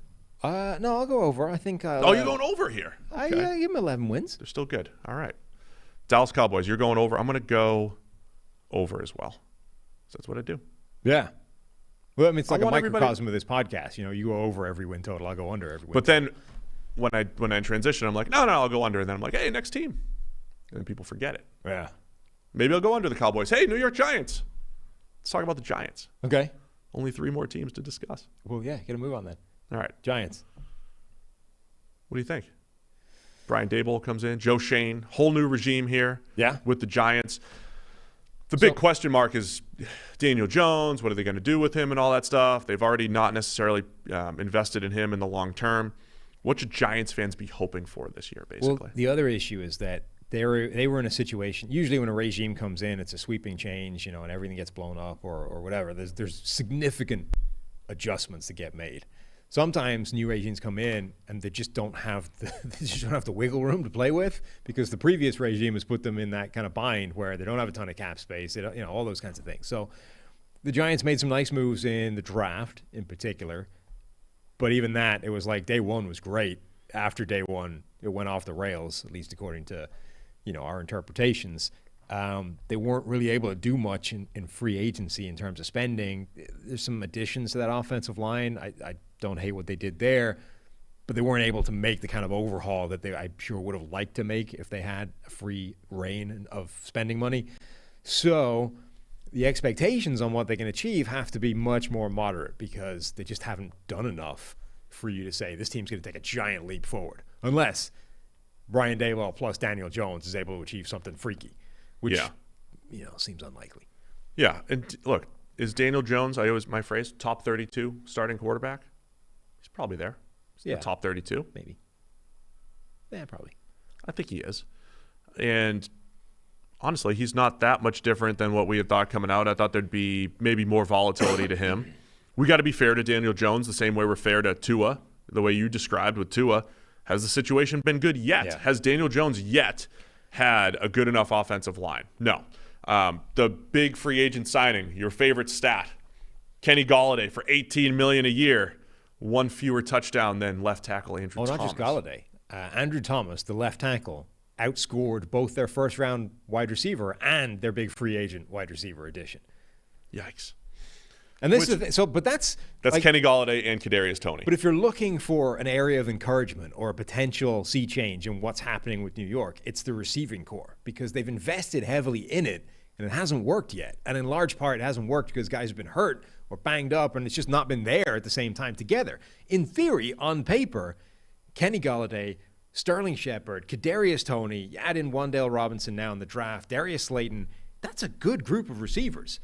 Now, Kenny Golladay didn't have a good year last year. And the entire group has been banged up with injuries and never been on the field like consistently at the same time together. But if it does hang together and they get, the other end of injury luck or whatever, and they figure out how to make the most of Kadarius Toney, and we've already seen training camp's great, right? Because whatever your priors are, you can buy into it. Kadarius Toney's made a spectacular catch in training camp. We're going to figure it out. We're going to get him on the right page. I'm just saying there's a world where that receiving group is good, and that'll help Daniel Jones to no end if the offensive line is able to hold its head up above water. But if they have another year where they've had like the last couple of years where the offensive line or where the receiving group just can't stay healthy or on the field, then no. The Kadarius Toney thing fascinating because last year at this time, like he didn't have a catch the first week and a half of camp or something ridiculous, right? I think were the reports. But man, that Dallas game last year made me change my thoughts. But the problem is it's just that game. I know it was, but it showed what he was capable of, man. It was unbelievable how good he looked. Including the playoffs, Kadarius Toney was top 10 amongst rookie receivers in yardage. He was 8th in terms of catches and 9th in terms of targets. And most of that production came in that take Dallas out the game. Dallas game, and it's like the Dallas game almost accounts for half of that yardage. He got 420 yards or something. He had 189 against Dallas. We're PFF. We're supposed to buy into consistency and production and all this stuff, and I'm just like, man, look at what he's capable of. And I know what Kenny Golladay is capable of. So the question is, would you be surprised if this Giants offense looked really good? And Daboll's offense in Buffalo, because their tight end situation is not great. Buffalo never really relied on their tight end. They relied on their receivers. Kenny Golladay, Sterling Shepard, Kadarius Toney, as you mentioned. You bring in Wan'Dale. Those guys, if those guys produce as a good group, I wouldn't be terribly surprised. No. The offensive line definitely has to get better. They've got creep back toward average ability here. Andrew Thomas did take a great step forward in year 2. Evan Neal's the rookie right tackle. Mark Lewinsky comes in free agency. They added a few pieces. Shane Lemieux comes back potentially healthy. So 3/5 of that offensive line could be decent there, which is much better than they've been trotting out recently. Yeah. If Saquon Barkley comes back. Yeah. That could be nice if he stays healthy and never got to see this offense, right? Never got to see all those playmakers. Yeah. Barkley coming out of the backfield. There are intriguing pieces here. And that's the thing to hang your hat on if you're looking for some kind of jump forward is in theory, this offense from just a talent standpoint has been way better than we've seen the last couple of years because they've all been banged up and injured and never on the field at the same time. If you do get Kenny Golladay and Sterling Shepard and Kadarius Toney and Saquon Barkley all performing behind an offensive line that's fine, that's okay, that should be okay. Like even if Daniel Jones doesn't get any better, that should be fine. It would be huge for them, I think, if Evan Neal was really good right out of the gate. Yeah. I mean, obviously that's fairly self-evident, but like if Evan Neal is the next of the offensive linemen to kind of come in and be good from day one, the Rashawn Slater and Penei Sewells of the world, like if he's that next guy, Tristan Wirfs, that would be huge because all of a sudden you've got good bookends, a tackle. If one of your interior guys can be okay, that's starting to look like a line where you can actually work around the limitations. And then you're just feeling, if you know you've got pieces on the offensive line and some playmakers, whether you draft a quarterback the next year or just for this year to get a better look at Daniel Jones, right? Like get maybe the best look at Daniel Jones in his career, right? Which is, again, he won't be under pressure like crazy. Now, granted, Jones invites pressure a little bit more, holds the ball, fumbles, things like that. He's got to improve in those areas as well. Defensively, cupboard's bare, man. I mean, you lose. They couldn't pay James Bradberry. He didn't have a great year last year, but once again, in our world of build from the back to the front, make sure you got 2 or 3 good corners. It looks a lot better when it's James Bradberry and Adoree Jackson back there. Yeah. It's actually a nice starting 1-2 punch. You don't have that anymore. So you're talking about guys like Aaron Robinson being thrown in, Radarius Williams, Darnay Holmes, guys who haven't made names for themselves yet, right? Don Martindale comes in to run this offense, to run this defense. Does he want to play the way they played? Give him his proper name, please. Wink. There you go. Sorry, Wink Martindale. Are they going to run the same offense that they ran in Baltimore? Is this going to be like blitzing like crazy? Do the actual pass rushers not matter as much? Probably not, because they drafted Kayvon Thibodeau in the top 10, right? So it'll be interesting to see how they play this defensively with Wink. With Wink, yeah. Sorry, I usually use nicknames here too. Bradbury showed just how bad the sort of situation was that the old regime had left, in that I think they would have liked to keep James Bradbury, but for the saving of $8 million or whatever it was, they had to let him go, which is a particular problem because he ends up signing with a division rival and it gets even worse. So that just shows the limitations this team was working with this offseason.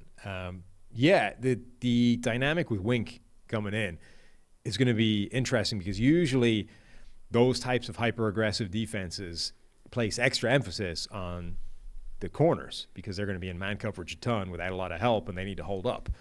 That's the opposite of what you would look and say this is the strength of this Giants defense, where all of a sudden, like, okay, if we could hide the corners as best as possible, that would be great.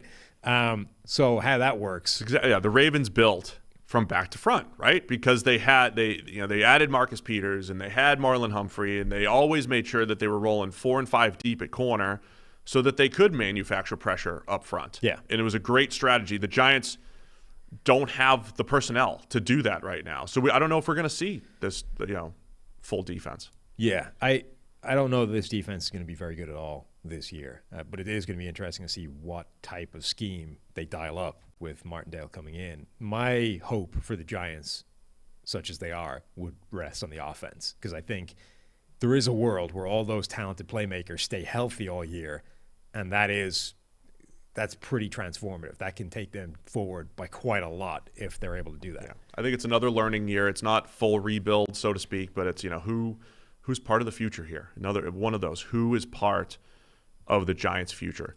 The over/under for the Giants is 7, which again I think shows it's the same as the Steelers, and it's higher than teams like the Jaguars, higher than the Jets. So once again, it's not necessarily full rebuild. It's the NFC. But over/under 7 wins for the Giants. I'm going under on this. Wow. I'm not as optimistic. Yeah. The Giants. I mean, I'm going under as well. Okay, great. I mean, it feels like a 6-win team. Yeah. Unless, once again, Daboll can work magic. I don't know if he's ready to do that just yet. I like where the organization's going. I like where both New York teams are going. That would be 2 wins better than last year. True. I like where the Giants and Jets are going. I just don't know if we're going to see it on the field this year. There's always surprises, though. All right, let's go to the Philadelphia Eagles. Now, this team's got the offseason hype. Yeah. Is it only based off of A.J. Brown, though? Because, in free agency, it was just kind of like sit in the back and, grab a couple guys here and there. No. A.J. Brown is what really, yeah, for me, that put it over the top. I mean, look, that A.J. Brown moves the needle more than anything else they did. But I think everything else they did was also good. I mean, they are the team that picked up James Bradbury for peanuts. All of a sudden, James Bradbury being added to a secondary that already has Darius Slay, decent safety play, that's useful. I want to put some numbers to the Bradbury thing. He only had a 62 grade last year, but if you look at his 3-year wins above replacement with him and Darius Slay, it adds up to about 0.8 wins. That's a really good 1-2 punch at corner. 0.8 wins. I know it sounds weird having decimals and all that stuff, but for a starting cornerback duo, that's similar to the Dolphins. That's what Xavier Howard and Byron Jones average. That's what some of the other top cornerback duos add. It was a very shrewd move because, again, you look at the Eagles depth chart, it's like, man, what are they going to do at corner opposite Darius Slay? It looks ridiculous until you pick up James Bradbury for peanuts, and now, based off his 3-year sample, the potential's through the roof there in the secondary. Yeah, and the scheme fits nice. I think Bradbury is a great addition. I love their draft generally, particularly when you factor in the A.J. Brown thing. But even independent of that, adding Jordan Davis, adding Nakobe Dean, who genuinely has a chance to be a steal of the draft. I was wondering what you were typing and smiling about over there. You're tweeting at me.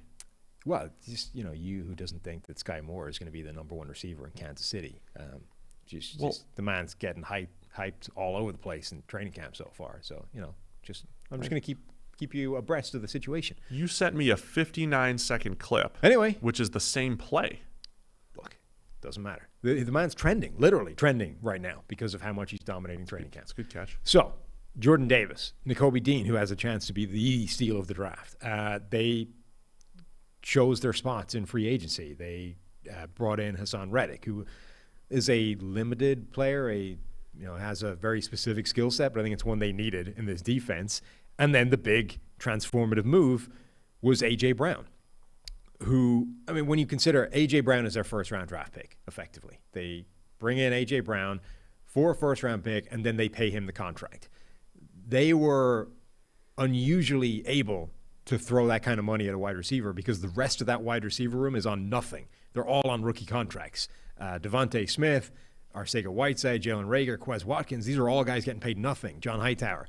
So they can throw a ton of money at A.J. Brown because they're not paying the rest of that group. And A.J. Brown will be that number one alpha, the guy that he's been in Tennessee for years. But I think that also has the chance to make a real impact on the rest of that group. Devontae Smith, if you had concerns about him after his rookie season, which was good. It's not like he was bad as a rookie. But if you're looking at that and saying, Heisman Trophy winner in college, one of the best college careers, college seasons you've ever seen, but he's 166 pounds. Does that fly at the next level? You would, if that was your question as a prospect, you would still have that question after year one. He did a lot of good things. He was open a lot, but I don't know if the 166 pounds things flies against, legit physical press corners. Now he doesn't need to do that because A.J. Brown's going to take that kind of coverage. Brown has one of the best statistical profiles in the NFL against press coverage, against man coverage. He is your true alpha that can go and win those situations because he's 220. Devontae Smith now can just concentrate on playing Z wide receiver against off coverage against guys that can't cover his route running ability and just be the hell wide open all the time.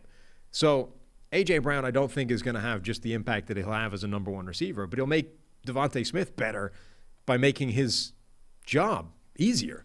All of this is good for Jalen Hurts. It's all good for Jalen Hurts. Absolutely. Look, the other high-level thing, again, I always say, there's teams that run the ball first, and you want to see them have the ability to win through the pass game. Like the Eagles can do that now, right? Won't they have other games where they'll be able to rely on the pass game? Because when they did decide to run the ball last year behind an excellent offensive line, which is pretty much intact, right, from last year, excellent offensive line, good run-blocking tight end with Dallas Goedert. Now you have the ability, if the run game isn't there, and some of the easy stuff that you create off of the run game, having a game breaker like A.J. Brown, to go with Devontae Smith, to go with Dallas Goedert, I like it a lot. Yeah, and maybe one of those, maybe Quez Watkins or Reagor or whatever, just becomes a deep threat if they're still around. Just becomes a complementary piece, and you don't have to rely on those guys as much. The only question now is, what can Jalen Hurts become? Because, it's the obvious question, but it's also one that determines how good this team becomes. If he's essentially the same guy as he was last year, but with a slightly better situation around him in terms of now he has a true number one, and Devontae Smith's job is a bit easier. It's fine. It's good. What did he grade like? He was 77 overall grade, which is 14th overall, but 69 passing grade. Yeah, that's the concern. He ranked 20th in passing grade. But his rushing threat is a big part. I think he should be looked at in terms of overall versus passing. But if he doesn't get significantly better than that 69 passing grade, that's going to place a cap on how good this offense can be. Because one of the best offensive lines in the league and a good receiving core and a good running situation is only going to mean so much if the quarterback cannot be relied on in the most critical times to make the biggest plays all the time. And so far, we don't know if Jalen Hurts can do that. Hurts did take a big step forward from his rookie year. Remember, they won some games with him. The offense performed better with him versus Carson Wentz, but we were talking about Wentz in 2020 having his worst season and being the worst starting quarterback. So it was a low baseline. But Hurts was one of those guys where you're like, man, he's getting away with all these turnover-worthy plays as a rookie. Like, let's pump the brakes a little bit. He improved in all of those areas. Turnover-worthy plays still an issue.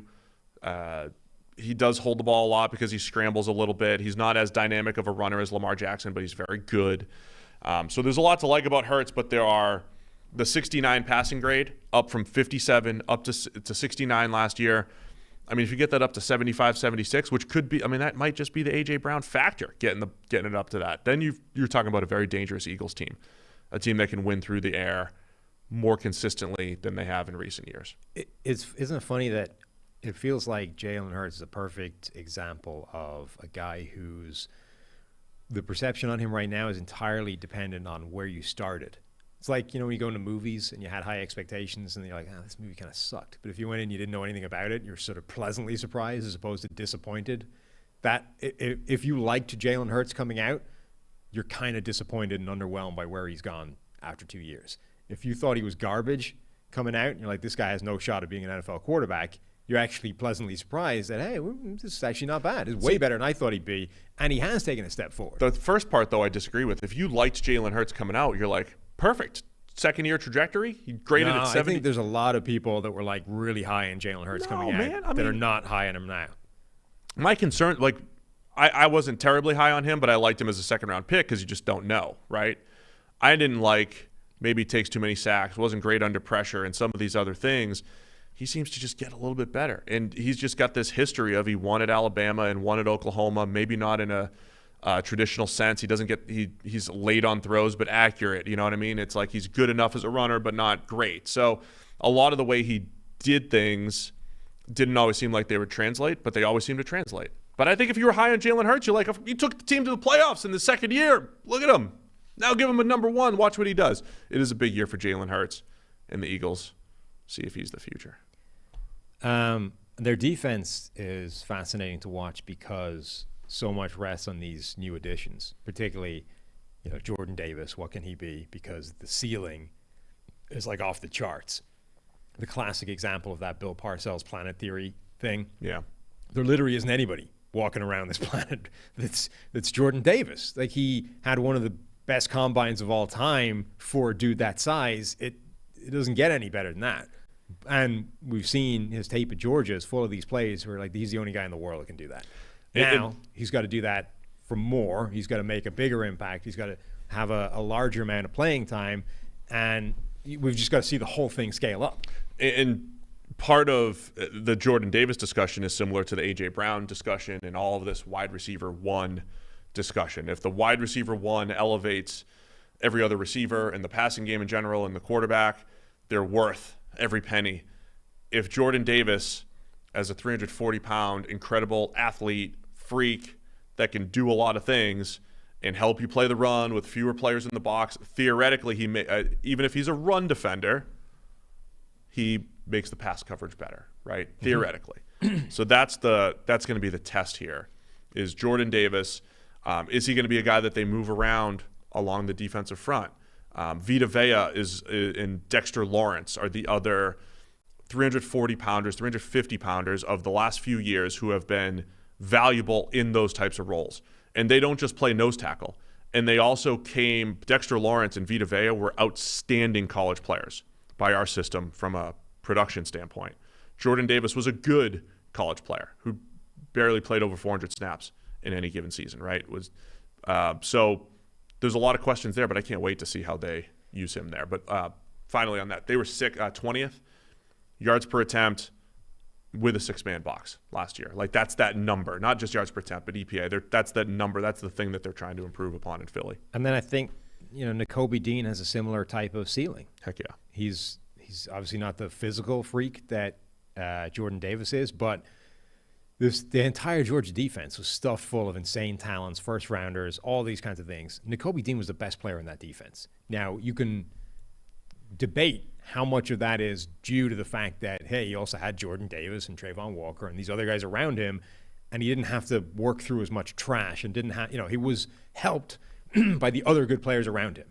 But number one, that's also true for all of the other players, right? For every one of these other guys, you also have to say, yeah, but they were on this defense where everybody else was great, so they had easier jobs. That's true for all of them, so you can't single one guy out and be like, that's the reason Nakobe Dean isn't going to be as good as he was in college. But all these other players will actually be better than they were in college.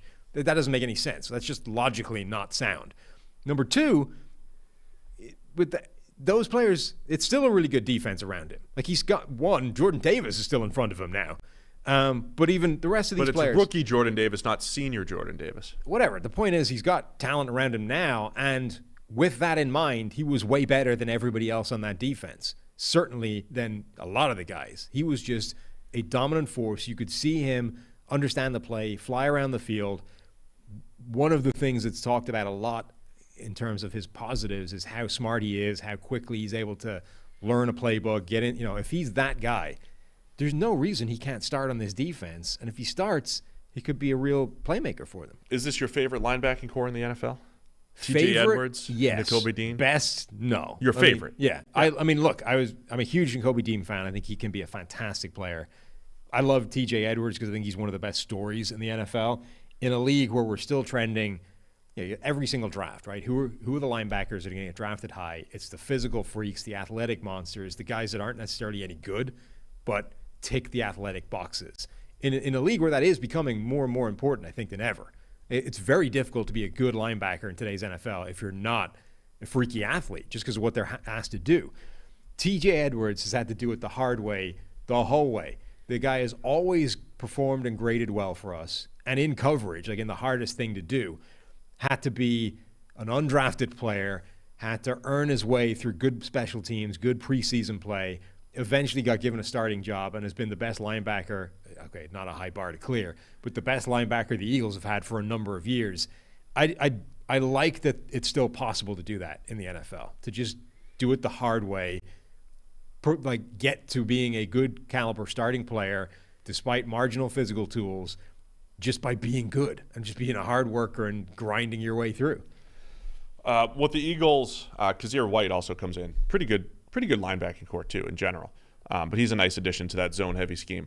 The Eagles finished 5th, amazingly again, in pass rush grade once again last year. Do they have enough to do that? That's what they always do, right? They were very conservative on the back end. Will they be a little bit more aggressive instead of, remember, they were giving up 80% completions in the beginning of the season and they just kept going and going and going. Can they continue to rush the passer? Brandon Graham, does he have anything left? Reddick, who you mentioned as a specialist, Javon Hargrave, Jordan Davis making things better, Josh Sweat, Derek Barnett, Milton Williams. They probably have the depth. They could legitimately roll 8 deep just with that group. Are you officially ending the Brandon Graham 10-sack bet? Yeah, it doesn't auto-renew. It does. It didn't auto-renew last year. The people said it does.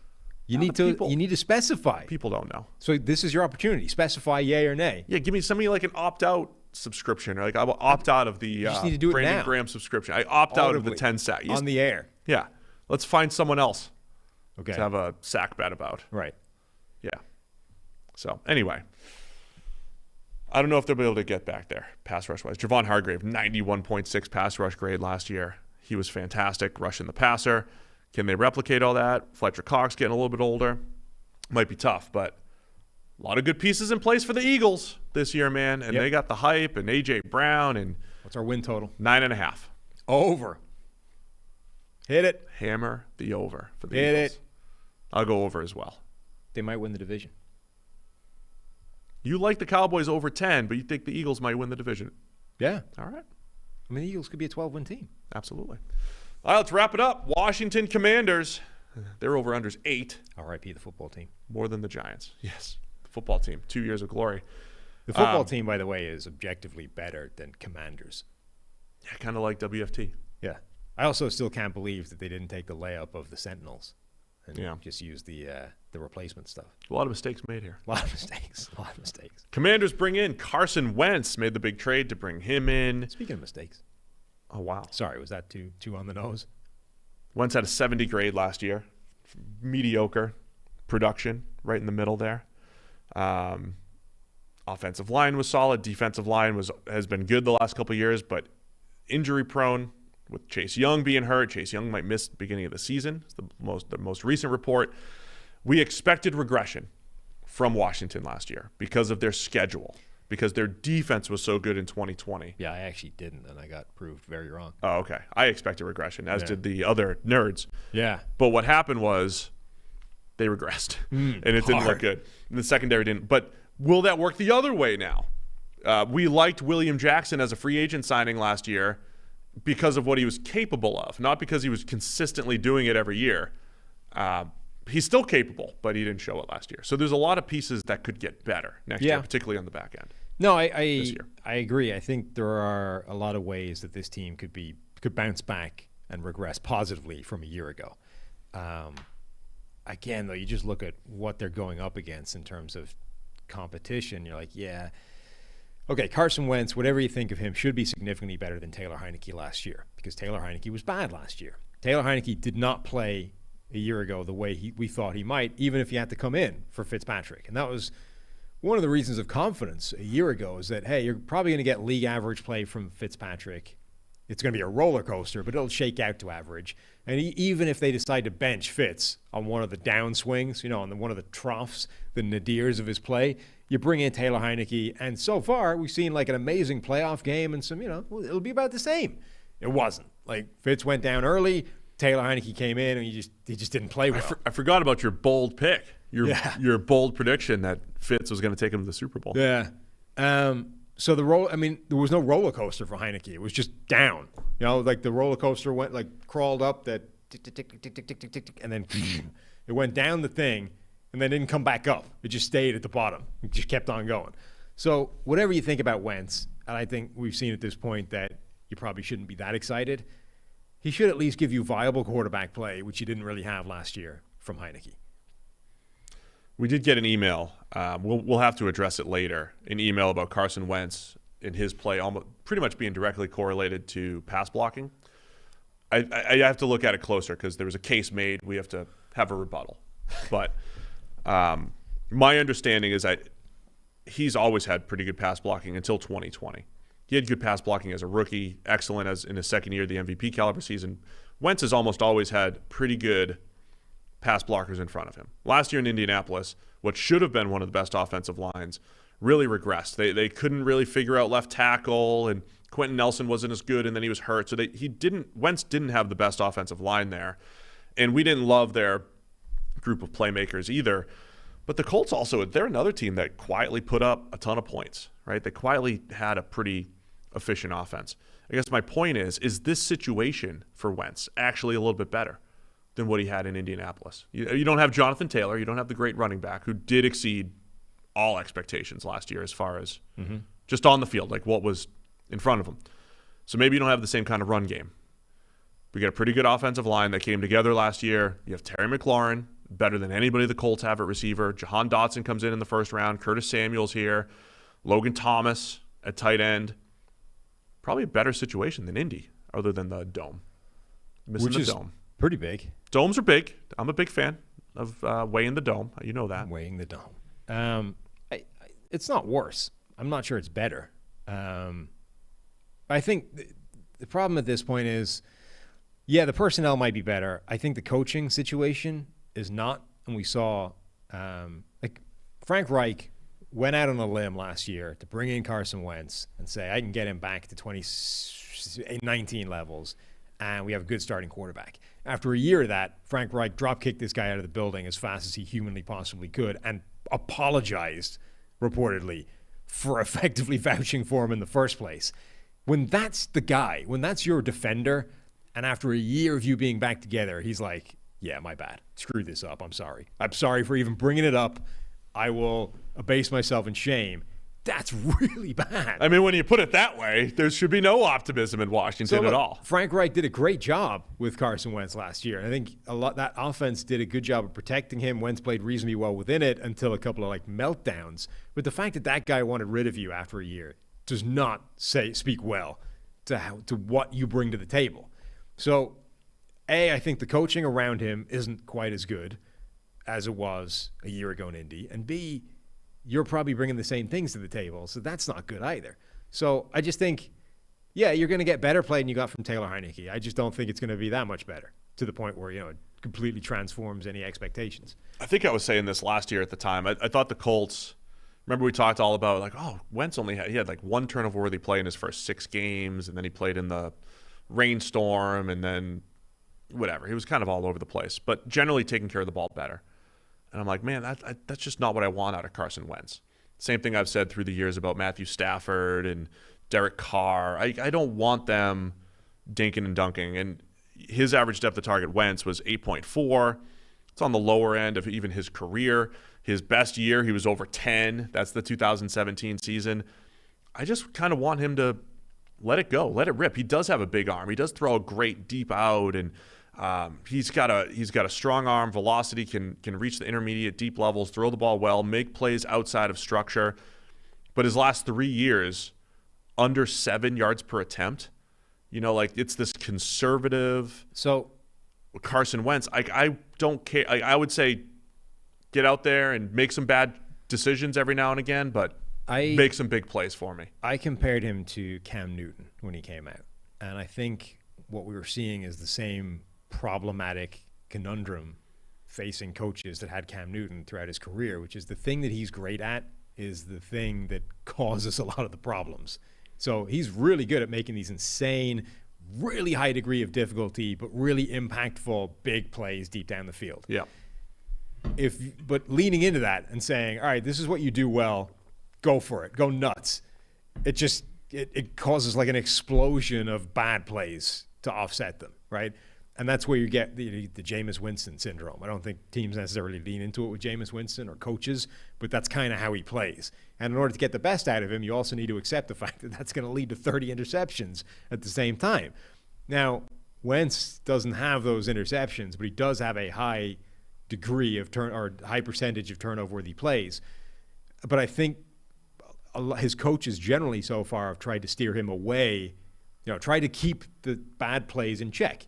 And in doing that, you cut the legs out from the thing that he does really well. And that was the problem with Cam Newton, right? He's so good at these big plays.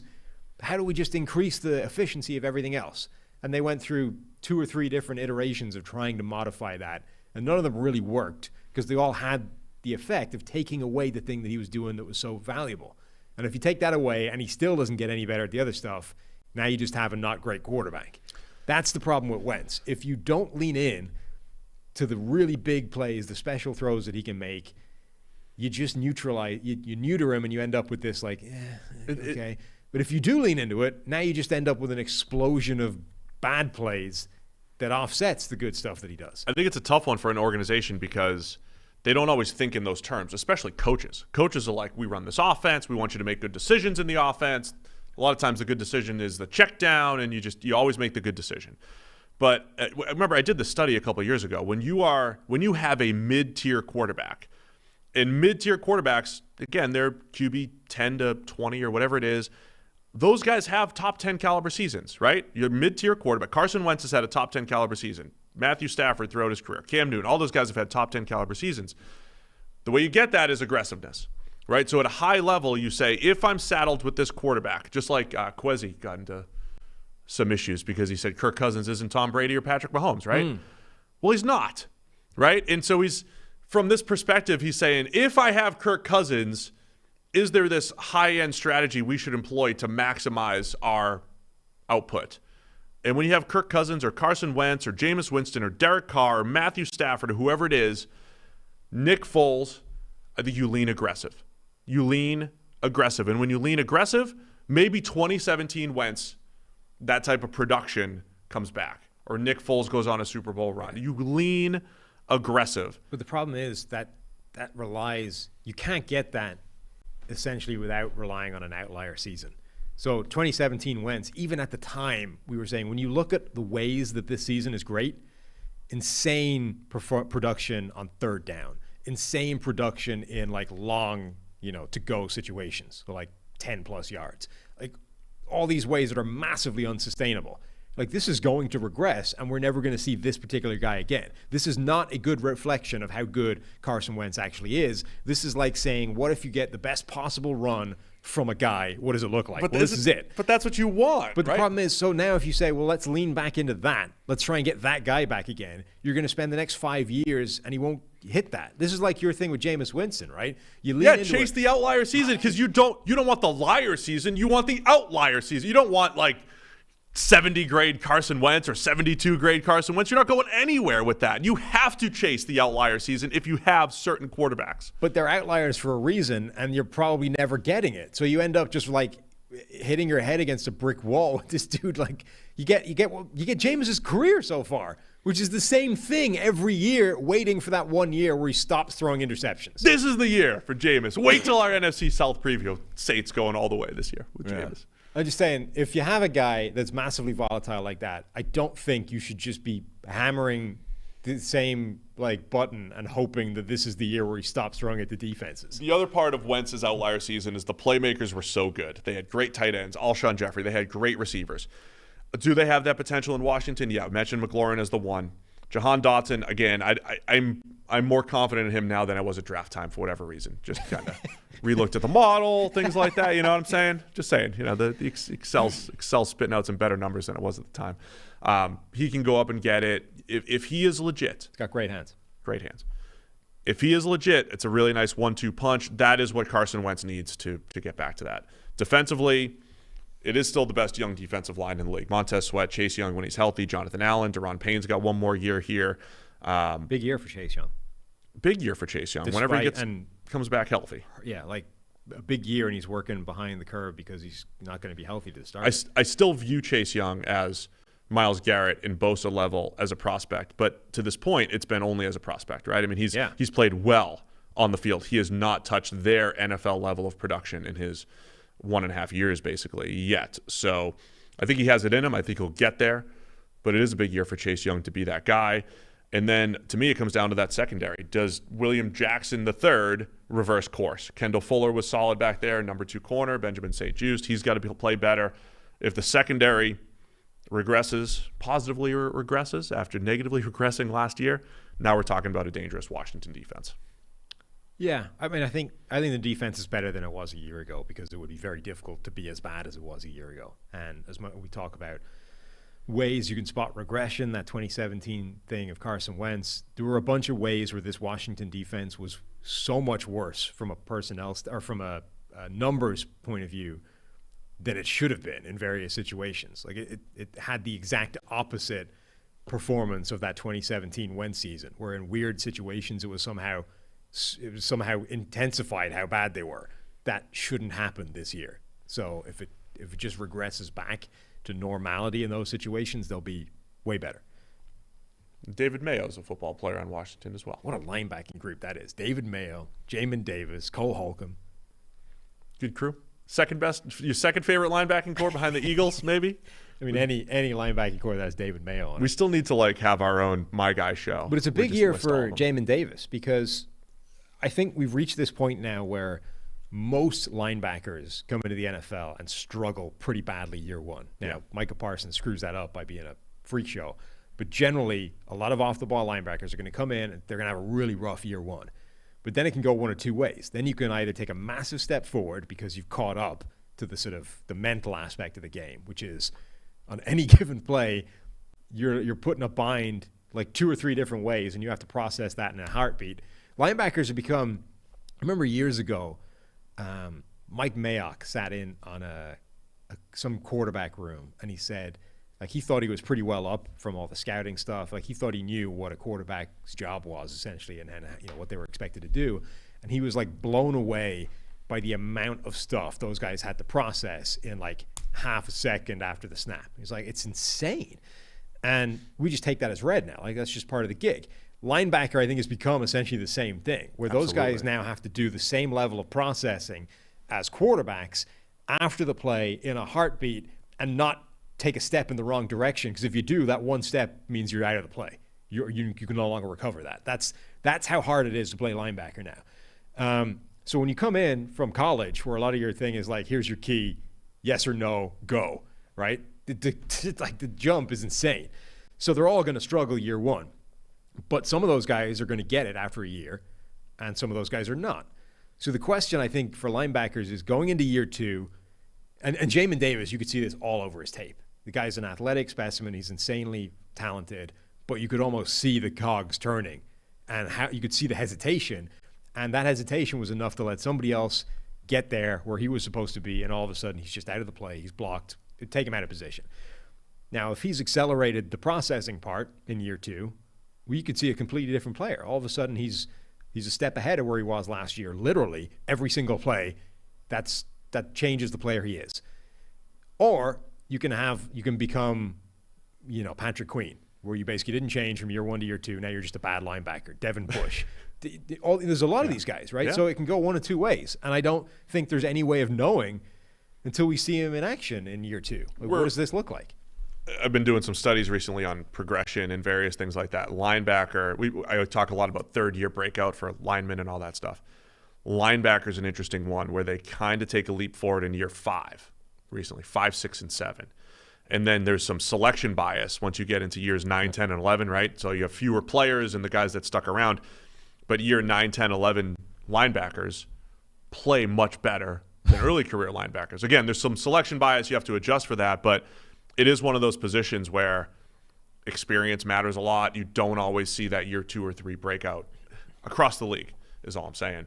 I like the way you described it. Is it as difficult as quarterback as far as processing now? Yeah. I mean, you have the shortest passing game in the NFL in history, which means linebackers are being targeted. You have less help as a linebacker than any other time in history because you're playing more nickel. You have fewer bodies in front of you. Yeah. So now you have to take on blocks. Around you. And around you, right? You have to take on blocks. You have to play. You have to be a thumper and play in space. You also can't, and understand zone concepts more than ever. Yeah, and you can't key the way you used to. I mean, you've brought up that Eric has sort of discovered that over the last couple of years, linebackers are biting less on play action. It's because the reason that worked is it used to be a very binary thing where you would just read the key of your offensive lineman and go. And that's why play action worked, because they were giving you run keys with the offensive line, but running a pass play, right? So you would read the run key, start running forward 3 yards, and then, it's a pass play, reverse, abort, right, and run back. Now, the run and the pass game has become so integrated, you can't tell that way. You have to read a bunch of other things, and it's way harder. And you can't take that step out of position because you need to be able to get back into the zone, and you need to understand not just your zone, but where the route is coming from, because that changes the target point, your coordinates that you need to get to. It's just playing linebacker now has become almost an impossible task. And you can see it in the PFF grades. You used to have guys that had like one job, right? Run head first at a fullback every play. And it's an idiot-proof job, but, now any linebacker that's playing any period of time, the amount of crap you need to cover on any given play is genuinely unreasonable. And yet that's the job. So that's why, PFF grades, A, hardly any of them are grading well. B, it's why even guys we know have all-pro caliber talent, Fred Warner, Eric Kendricks, really elite players, can have relatively crappy seasons because you catch a few The NFL's plays. attacking them, too. Yes. Like the NFL, everything more than any other them. position, linebackers are the victims of where offense has gone in the last 10 years. And it makes you bring up, should you invest more in linebackers? Because when you have one, now it's an advantage, right? If you have one that performs well in all those areas, it's an advantage.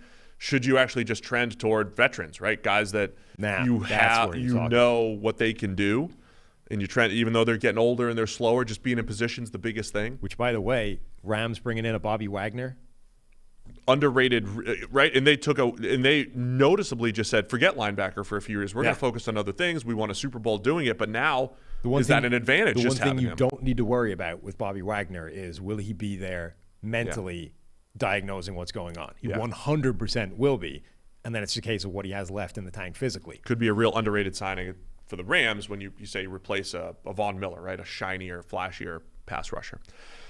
Well, that's it, man. Commanders, what do we say? Over or under? 8. Under. I'll go under as well. There you go. So look, trending under for these NFC teams. I am optimistic about the AFC. Yeah. At some point. Well, that's where all the talent went. That has to run out. We have breaking news. Yeah. Mahomes and Moore not on the same page there. Mahomes throwing out and up, Moore running it out. Okay. Hashtag Chiefs. It's all right. Miscommunications happen. It's early in training camp. It's fine. Get Sky Moore right out of the Hall of Fame. Look, we need to wrap this thing up because we're going on for a day and a half at this point. Go to PFF_Sam and donate money to charity so we can see me pitch a baseball. Go do that. And then come back, join us on Thursday as we preview 2 more divisions for 2.5 hours. Yeah.